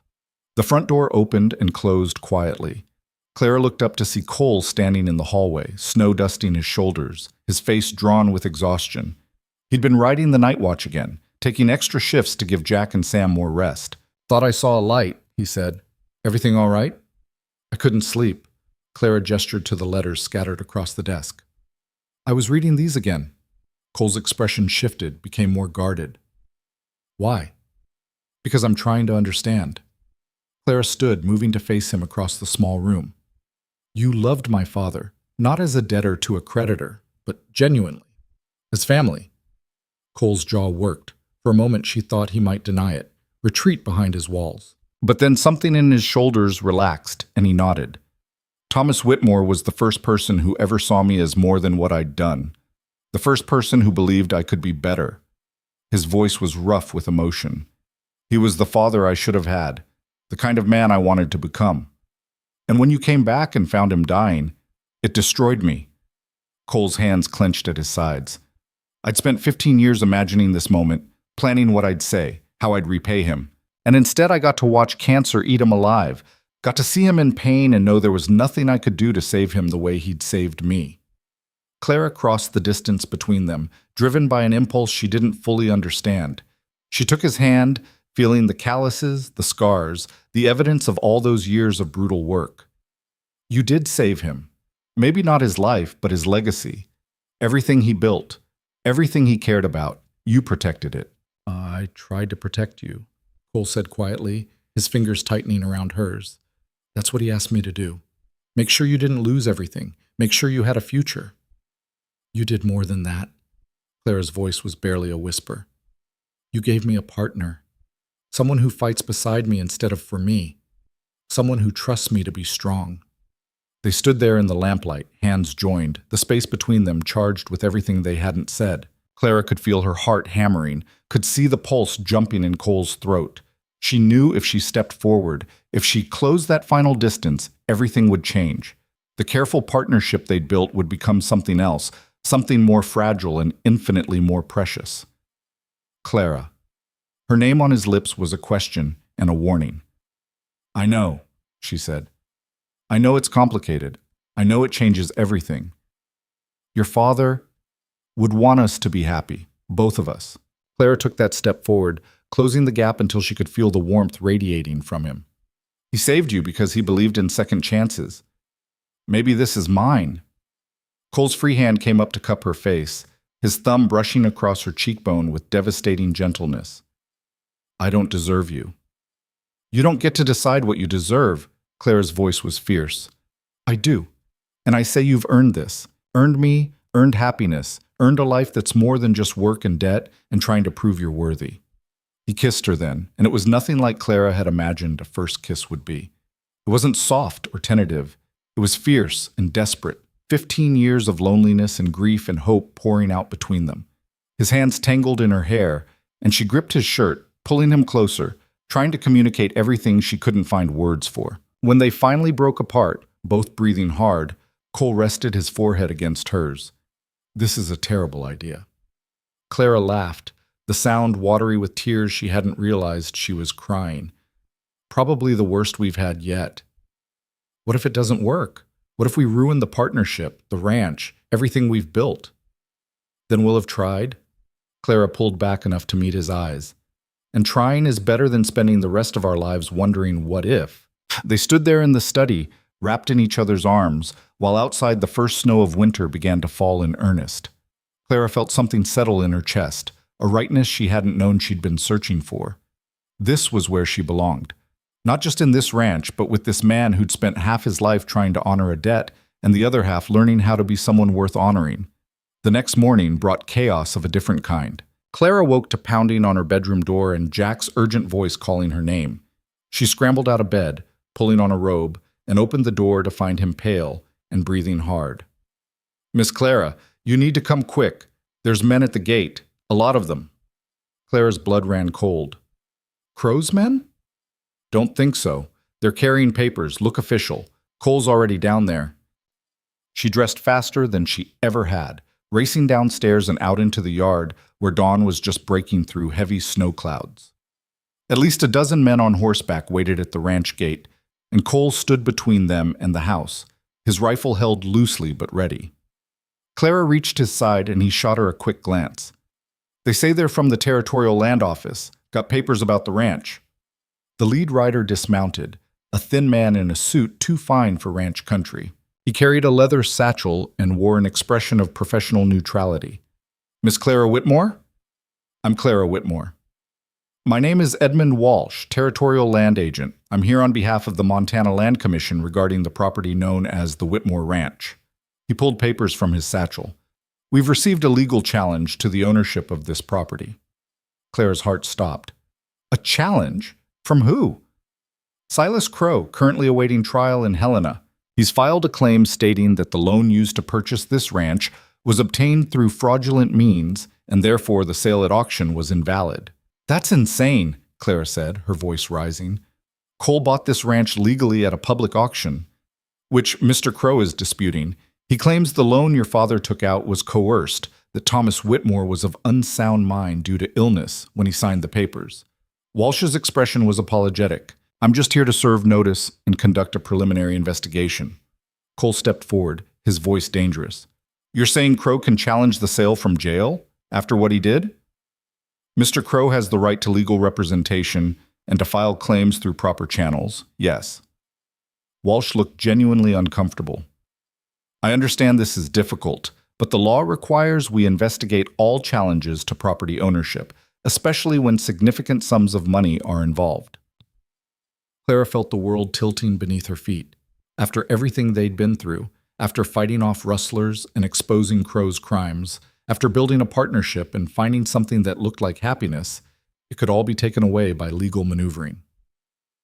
How long do we have? Cole asked, his voice tight. The investigation will take 60 days.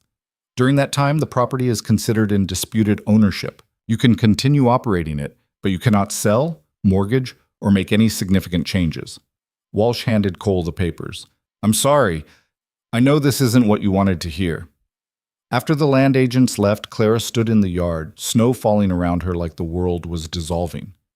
Cole read through the papers, his expression growing darker with each page. He's claiming your father was mentally incompetent when he took out the loan, Cole said quietly. Says he has witnesses who'll testify Thomas wasn't in his right mind, that the bank took advantage of a dying man. That's a lie.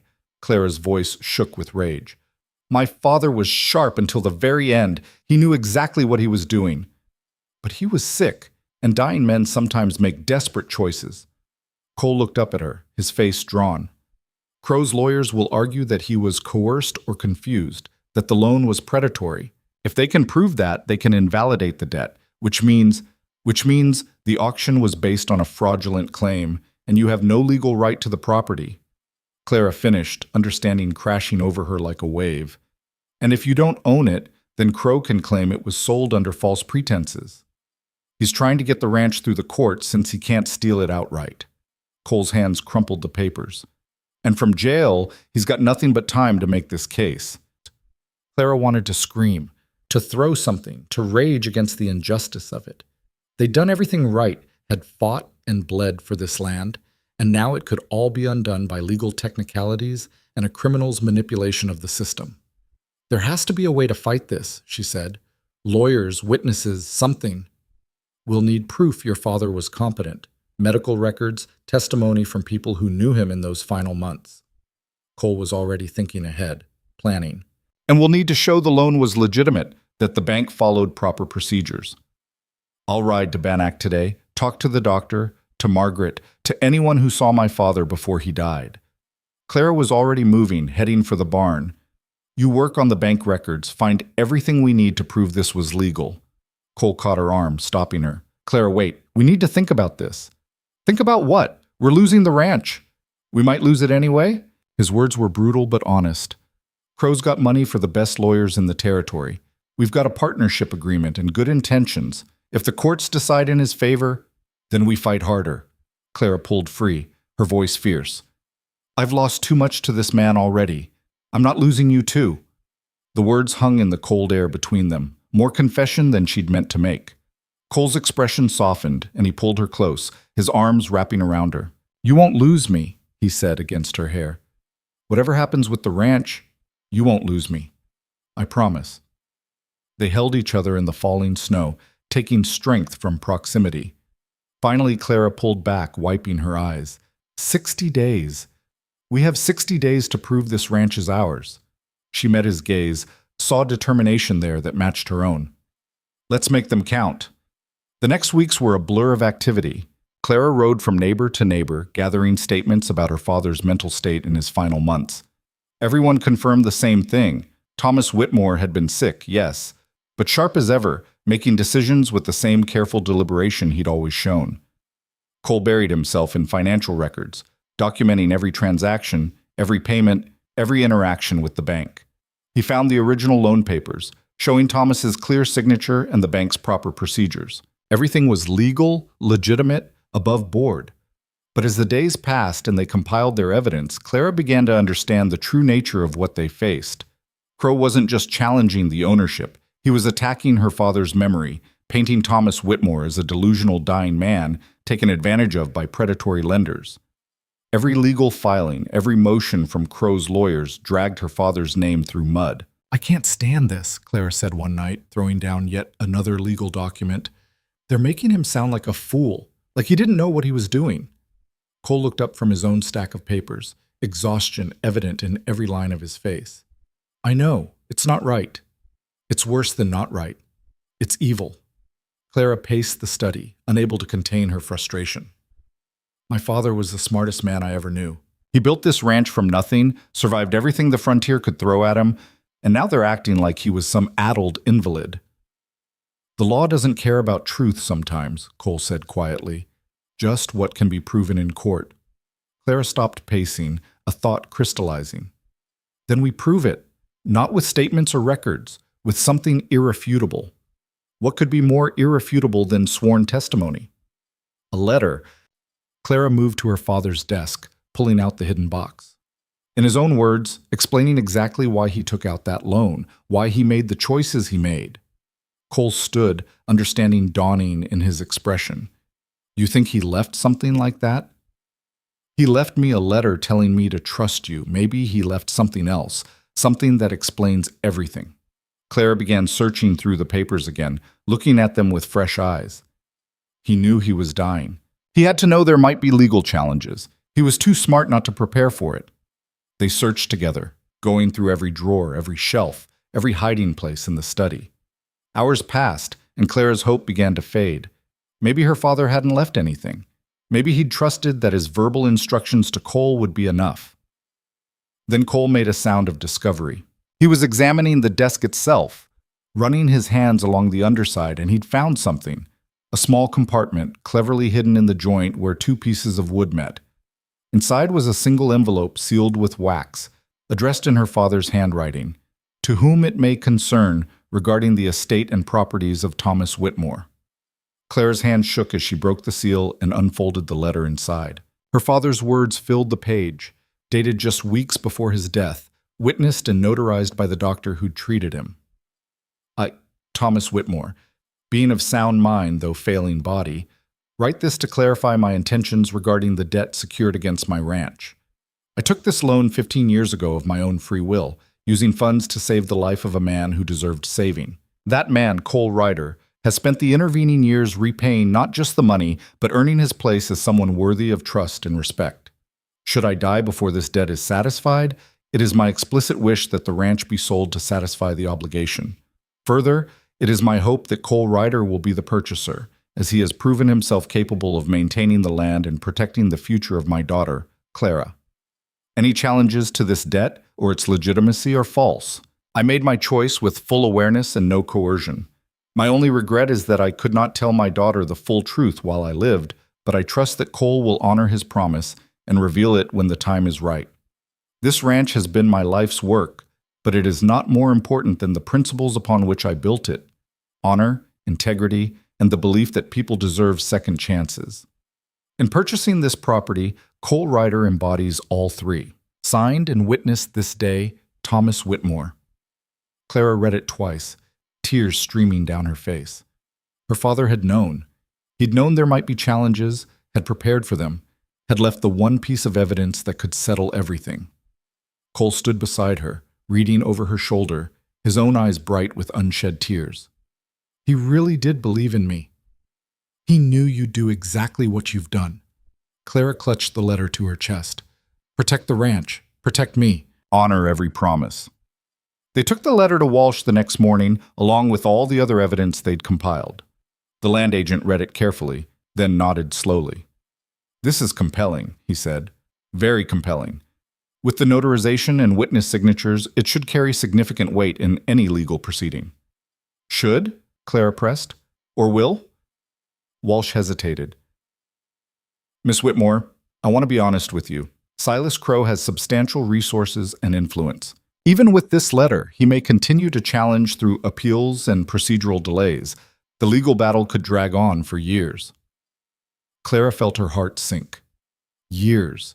Years of uncertainty, of fighting, of never knowing if the next legal filing would be the one that finally took everything away. But then Cole's hand found hers, his fingers lacing through hers in a gesture that had become familiar, grounding. She looked at him and saw the same determination she felt burning in her own chest. Then we'll fight for years if we have to, she said. We've got right on our side, and we've got each other. Walsh gathered the documents. I'll submit these to the commission. They'll review everything and make a determination within the 60-day window. But given this new evidence, I'd say your chances have improved significantly. After he left, Clara and Cole stood in the yard, watching the winter sun break through the clouds. The ranch stretched around them, snow-covered and beautiful. Worth fighting for not because of what it was, but because of what it represented. A legacy, a promise, a future built on faith and sacrifice. Whatever happens, Cole said quietly, we face it together. Clara squeezed his hand, drawing strength from his presence. Together. The word had become their touchstone, their promise to each other. Not partners anymore, or not just partners. Something deeper, stronger, forged in crisis and tempered by trust. Something that looked a lot like love. The 60 days became a test of endurance unlike anything Clara had experienced. Every morning brought the possibility of news from the Land Commission, and every sunset brought disappointment when no word came. She and Cole worked the ranch with methodical determination, preparing for spring while trying not to think about whether they'd still own the land when the calves were born. On the 47th day, Clara was mending fence in the eastern pasture when she saw a rider approaching at full gallop. Her stomach clenched with dread until she recognized Jack's distinctive seat in the saddle. He reined in hard, his horse breathing steam in the cold air. "Miss Clara, there's a man at the house. Says he's from Helena. Says it's urgent." Clara's heart hammered as she mounted Daisy and rode back with Jack, fear and hope warring in her chest. When they reached the yard, she found Cole already there, standing with a stranger in travel-stained clothes. The man held a leather dispatch case and looked exhausted. "Miss Whitmore?" The stranger tipped his hat. "I'm Thomas Green, clerk to the Territorial Land Commission. I have news regarding your case." Clara dismounted, her legs unsteady. Cole moved to her side, close enough that their shoulders touched. "What's the decision?" Green opened his case and pulled out official-looking documents. "The Commission has reviewed all evidence submitted by both parties.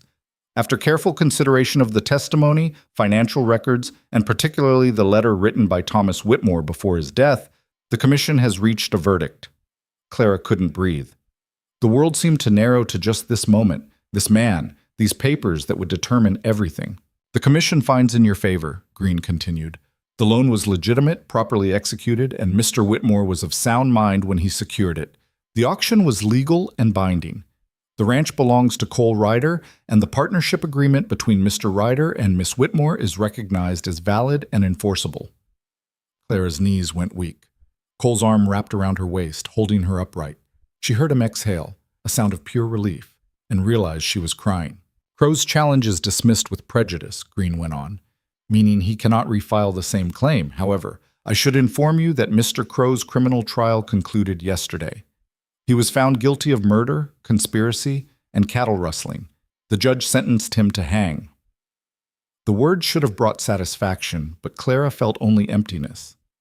Justice for her father, yes, but it wouldn't bring him back. It wouldn't erase the poison that had killed him, or the months of suffering he'd endured. "There's one more thing," Green said, reaching into his case again. "Mr. Crowe's assets have been seized by the territorial government. His ranch, his holdings, everything. The Commission is selling it off to compensate his victims. You're entitled to file a claim for damages." Clara shook her head. I don't want his money. I just want him to never hurt anyone again. The hanging will ensure that. Green handed Cole the official documents. These confirm your ownership, Mr. Ryder. The ranch is legally and irrevocably yours. After Green left, Clara and Cole stood in the yard, holding the papers that represented weeks of fear and fighting. Jack and Sam emerged from the barn, clearly having heard everything, and both men were grinning. Congratulations, boss, Jack said to Cole, then turned to Clara. Both bosses. They celebrated that night with a dinner that felt more like a feast. Sam had shot a deer, and Clara roasted it with the last of the potatoes and winter vegetables. They opened a bottle of whiskey her father had been saving for a special occasion, and even Clara took a small glass, though she rarely drank. But as the evening wore on and Jack and Sam retired to the bunkhouse, Clara found herself restless. The victory felt hollow somehow, incomplete. They'd won the legal battle, secured the ranch, but something still gnawed at her. Cole found her on this porch, wrapped in a shawl against the cold night air. He draped his coat around her shoulders without a word and stood beside her, looking out at the dark prairie. We won, he said quietly. Why don't you look happy? I am happy, Clara struggled to find words for the complicated tangle of emotions in her chest. We fought so hard to keep this place. But it's still yours, Cole. Legally, officially, on every paper that matters. I'm still just a partner with no real claim. Cole was silent for a long moment. Then he said, Come with me. He led her to her father's study, lit the lamp, and pulled out the ownership papers Green had delivered.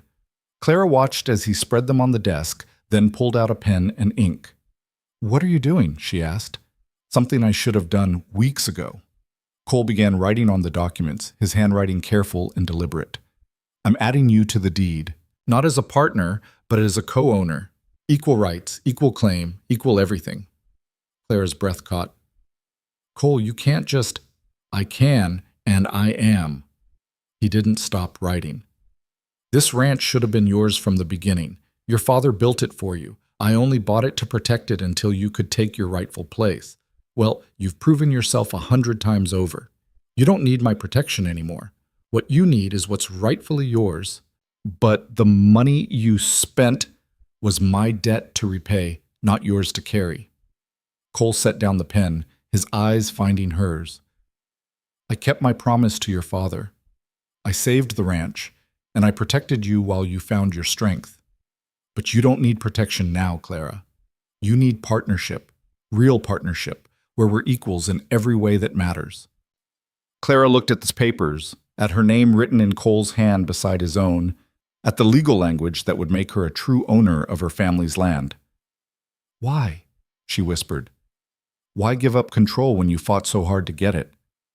Because this was never about control. Cole came around the desk, taking her hands. Your father taught me that ownership isn't about power over something. It's about responsibility for it. And you've shown me that real strength isn't holding on tight to what you have. It's knowing when to share it with someone who will value it as much as you do. Clara felt tears spilling down her cheeks again, but this time they were different. Not grief or fear or relief, but something deeper. Recognition, perhaps. The understanding that the man standing in front of her wasn't just honoring a debt or keeping a promise anymore. He was choosing her, freely, completely, without obligation.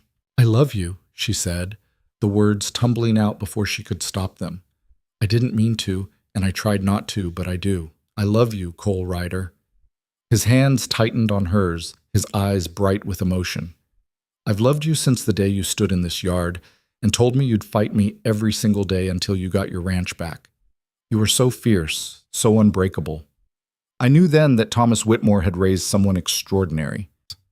He kissed her, and this time it was different from that first desperate kiss in the lamplight weeks ago. This was a promise, a beginning, a choice they were both making with full awareness of what it meant. When they finally broke apart, Cole reached for the pen again and held it out to her. Make it official, signed beside my name. Make this ranch ours in every way. Clara took the pen, her hand steady as she signed the documents that transformed her from daughter of a rancher to owner in her own right. When she set down the pen, she felt something settle inside her, a sense of completeness she hadn't known was missing. So what happens now? She asked, looking up at Cole. We're co-owners, She paused, unsure how to define what they were to each other. We're everything, Cole said simply. Partners, owners, and if you'll have me, eventually more than that. Clara understood what he was asking, even though he hadn't said the words directly. Are you proposing to me, Cole Ryder? Not yet. A small smile touched his lips. When I propose, it'll be proper, with a ring and words that do justice to what I feel. But I'm telling you my intentions so you know where my heart is heading. Good, Clara said, surprising herself with how much she meant it. Because my heart's heading the same direction. They stood together in the study, surrounded by her father's books and memories, and Clara felt his presence like a blessing. He'd brought them together through sacrifice and faith, through secrets and revelations, through a promise that had taken 15 years to fulfill. And now, finally, that promise had evolved into something neither Thomas Whitmore nor Cole Ryder could have imagined, a partnership built on equality, respect, and love that had been tested by every hardship the frontier could offer. Spring came early that year, melting the snow and bringing new life to the ranch. Clara and Cole worked side by side preparing for calving season, their coordination so seamless that Jack once joked they could communicate without words. He wasn't far wrong. They'd developed a shorthand born of shared purpose and deep understanding. The calves came strong and healthy, better stocked than they'd had in years. Clara's gamble to hold them for summer markets began to look brilliant as early reports from the railroad showed beef prices climbing. They hired 2 more hands to help manage the expanded herd, good men recommended by neighbors who'd seen how well the Whitmore ranch was run. Word spread through the territory about how Clara and Cole had defeated Crow's legal challenge, and other ranchers began coming to them for advice. Small operations struggling with debt, families facing pressure from larger landowners, people who needed someone to show them that fighting back was possible. Clara found herself becoming something she'd never expected, a voice for those who felt powerless. She spoke at territorial meetings about fair lending practices, about protecting family ranches from predatory buyers, about the importance of community over competition. Cole stood beside her at every meeting, his quiet strength a counterpoint to her passionate advocacy. In late spring, as the prairie bloomed with wildflowers and the cattle grew fat on new grass, Cole took Clara riding to the southern boundary of their land. She'd assumed they were checking fence lines, but when they reached the cottonwood grove where her father had once explained ownership to her as a child, Cole dismounted and helped her down from Daisy. "I've been thinking about what your father told you here," he said, pulling something from his pocket. "About how we don't own the land. We just take care of it for a while." Clara nodded, her throat suddenly tight. "I want to take care of it with you. Not for a while, but for the rest of my life." Cole opened his hand, revealing a simple gold band. "It's not fancy. I had it made by the smithy in Bannock, used gold I'd saved from my mining days. But it's honest work, honestly earned, and I'm offering it to you honestly." He dropped to one knee in the grass, looking up at her with his heart in his eyes. "Clara Whitmore, will you marry me? Will you build this ranch with me, face whatever comes with me, grow old with me?" Clara's answer came through tears and laughter simultaneously. "Yes. Yes to all of it." He slipped the ring on her finger, and it fit perfectly, simple, strong, enduring. Like everything Cole had ever given her, it was exactly right. They were married in June, in the same yard where Clara had first confronted Cole in fury and grief. Margaret Flynn cried through the entire ceremony, and Jack and Sam served as witnesses, both looking proud enough to burst. Half the territory turned out, neighbors who'd watched this unlikely partnership transform into something beautiful. The minister spoke about love and commitment, about building a future together, about the sacred bond of marriage. But Clara barely heard the traditional words. She was too focused on Cole's face, on the way he looked at her like she was the answer to every question he'd ever asked, the solution to every problem he'd ever faced. When the minister pronounced them husband and wife, Cole kissed her with a reverence that made her forget about the watching crowd, forget about everything except the man who'd spent 15 years becoming someone worthy of love and had chosen to give that love to her. The celebration lasted until well after dark, with music and dancing and food that seemed to multiply as neighbors contributed dishes and bottles of whiskey that appeared from mysterious sources. Clara danced with her husband, until her feet ached and her face hurt from smiling. Late in the evening, as the party continued around them, Cole pulled her aside to the porch, where they'd stood so many nights talking, planning, falling in love without quite admitting it. "Happy?" he asked, tucking a strand of hair behind her ear. "Happier than I knew I could be," Clara admitted. "It's strange. 6 months ago, I thought you were my enemy. I thought you'd stolen everything that mattered. Now you're my husband, my partner, my—" She paused, searching for a word big enough. "My everything." "Your father knew," Cole said softly. "That last conversation I had with him before he died, he told me something I didn't understand then." He said, "Take care of her, and she'll teach you how to take care of yourself." I thought he meant practical things, ranch things. But he meant this. Cole gestured to the party, to the ranch, to the life they'd built.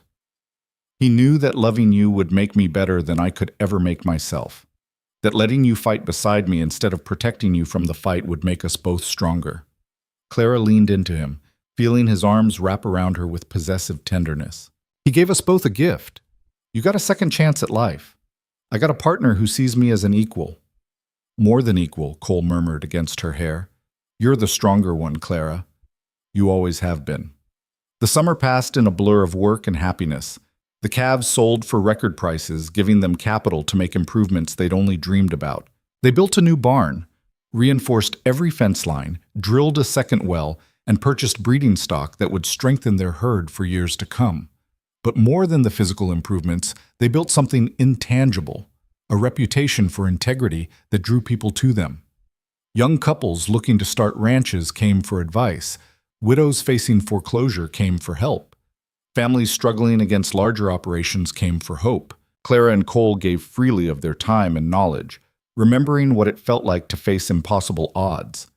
They organized a ranchers' cooperative that pooled resources for shared equipment and bulk purchasing. They lobbied the territorial government for fair lending laws. They became voices for those who had none. And through it all, their love deepened. Not the dramatic, desperate love of those first confusing weeks, but something steadier and more sustaining. The love of two people who'd chosen each other with full knowledge of their flaws and strengths, who'd fought beside each other through genuine hardship, who'd built something worth keeping together. On the first anniversary of Thomas Whitmore's death, Clara and Cole rode out to the small cemetery on the ranch where he was buried. Clara had planted wildflowers around the headstone, the same prairie flowers that bloomed across their land every spring. She knelt beside the grave, one hand resting on the sun-warmed stone. "We did it, Papa. We saved the ranch. We made it stronger than it's ever been. And we did it together, just like you knew we would." Cole crouched beside her, adding his own silent tribute to the man who'd changed both their lives through one impossible act of faith. "I never got to thank him," Cole said quietly. "Never got to tell him what his faith meant, how it transformed me. I wish—" "He knew," Clara interrupted gently. "Every letter you sent, every year you worked, every promise you kept. He knew. And he's proud of us. I can feel it." They stood together in the afternoon sun, two people who'd been brought together by sacrifice and had chosen to stay together through love. The ranch spread around them, green and prosperous, a living testament to what could be built when people believed in second chances. As they walked back to their horses, Clara felt Cole's hand find hers, their fingers intertwining with the practiced ease of constant touch. She looked at the ring on her finger, simple gold that caught the sunlight, and thought about how much had changed in one impossible year. She'd lost her father and found a partner. She'd lost her ranch and gained it back transformed. She'd lost her certainty about who she was and discovered someone stronger, braver, more capable than she'd ever imagined. And she'd found love in the most unlikely place, in the man who'd bought her grief and paid for it with everything he had. 5 years later, Clara stood in the same yard where her father had been laid to rest, where she'd married Cole, where she'd fought her first battle for the ranch. But this time she held a small hand in hers, attached to a 4-year-old boy with Cole's gray eyes and her dark hair.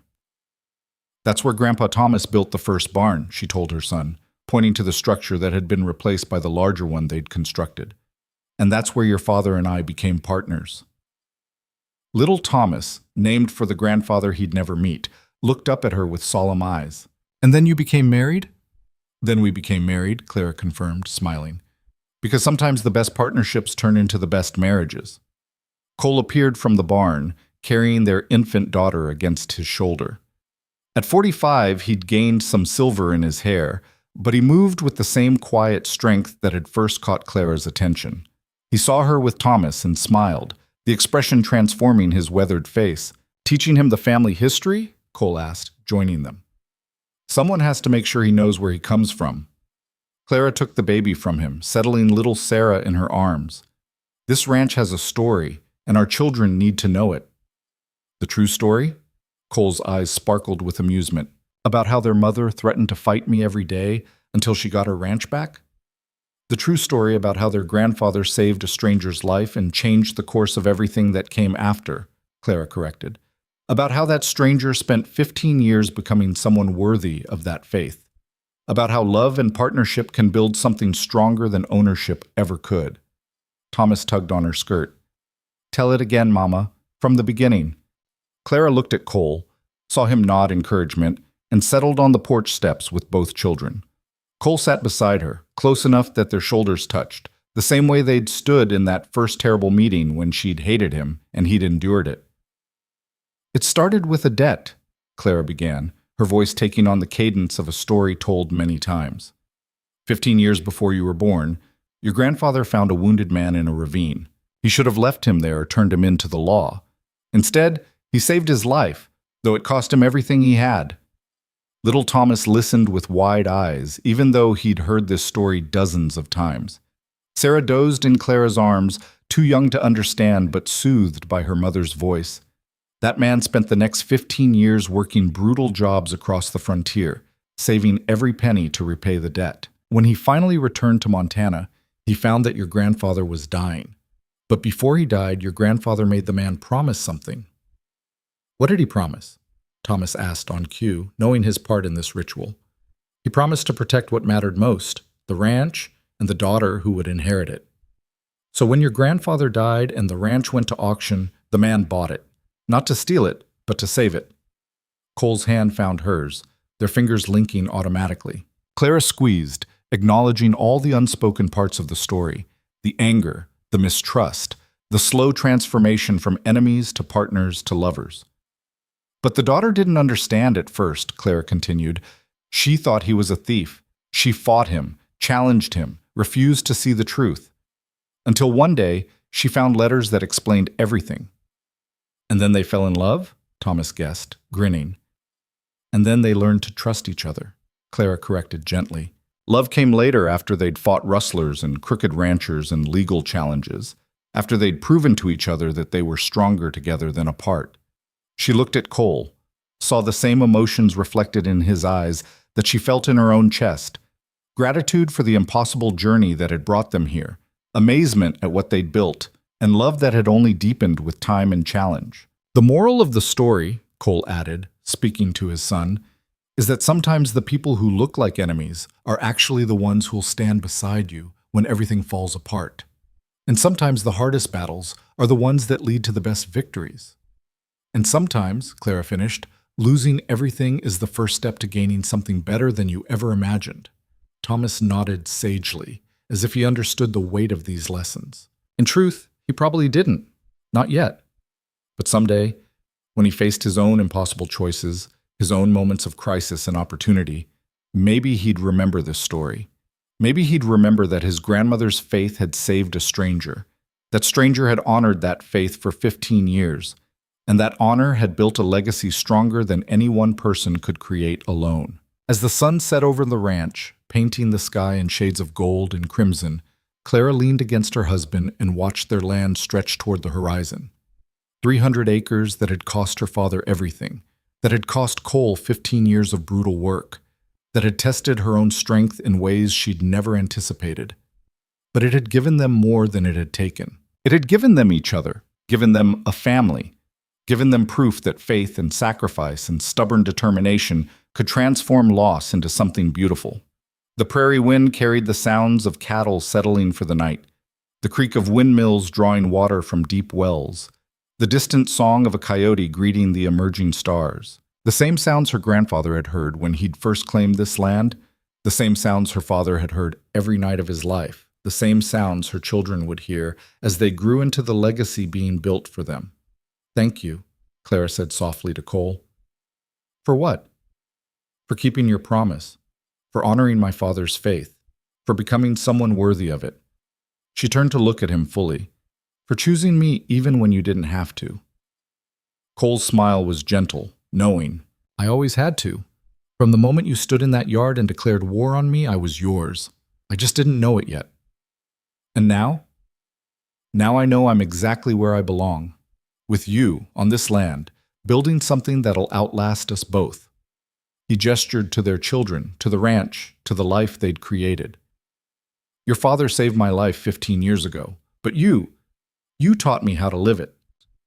Clara kissed him as the stars emerged overhead, one by one, each point of light a promise kept, a battle won, a moment of grace in a harsh world.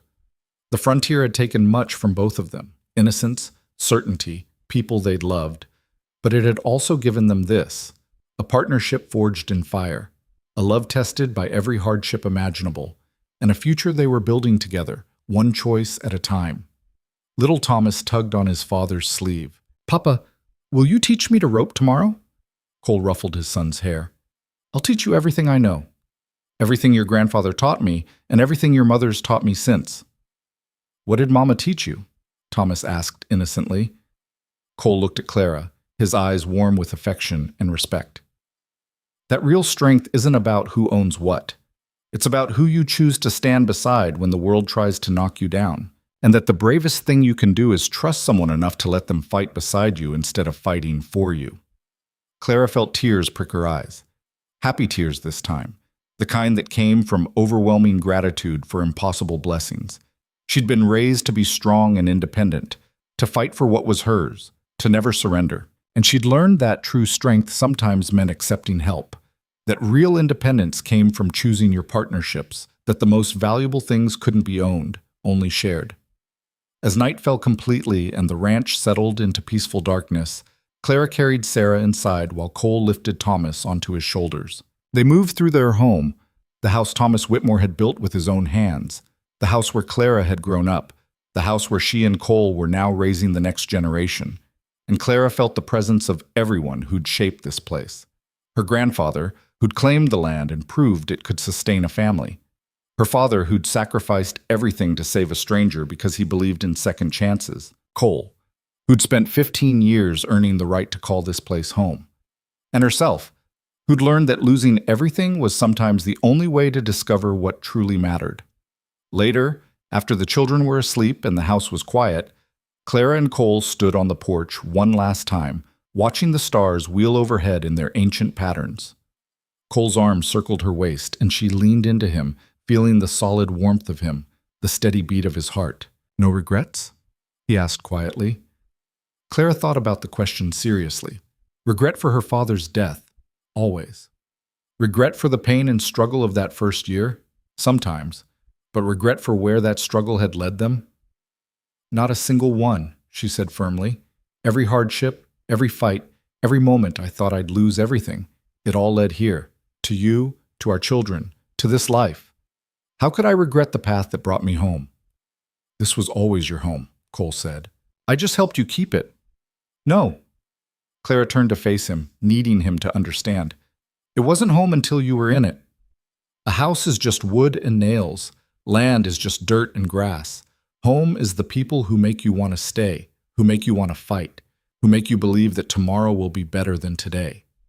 She touched his face, tracing the scar through his eyebrow, the lines that years of hard work and harder choices had carved into his features. You're my home, Cole Ryder. Wherever you are, that's where I belong. He kissed her then, long and deep, a kiss that held 15 years of sacrifice, 1 year of war, and 5 years of peace. A kiss that promised decades more of partnership, of love, of building something that would outlast their mortal lives. When they finally pulled apart, both breathless, Cole rested his forehead against hers. Your father once told me that the land doesn't belong to us. We belong to it. I think he was only half right. Oh? We don't belong to the land. We belong to each other. The land is just where we've chosen to build our life together. He pulled back to meet her eyes. And anywhere you are, Clara, that's where I choose to be. They stood together under the vast Montana sky, two people who'd been strangers brought together by an impossible debt, who'd become enemies through misunderstanding, partners through necessity, and lovers through choice. The ranch spread around them in the darkness, 300 acres of promise and potential, built on faith and sacrifice, and the unwavering belief that honor mattered more than profit, that people mattered more than property, that love could grow even in the harshest soil if tended with patience and care. And as Clara turned with her husband to go inside, to the life they'd built and the future they were creating, she felt her father's presence like a blessing on the wind, approving, proud, at peace knowing that his faith had not been misplaced, that his sacrifice had borne fruit beyond anything he could have imagined. The debt was paid, the promise was kept, and what had begun in loss and grief had transformed into something neither loss nor grief could touch, a legacy of love that would endure as long as the prairie grass grew and the Montana wind blew free across the land that had tested them, shaped them, and finally welcomed them home.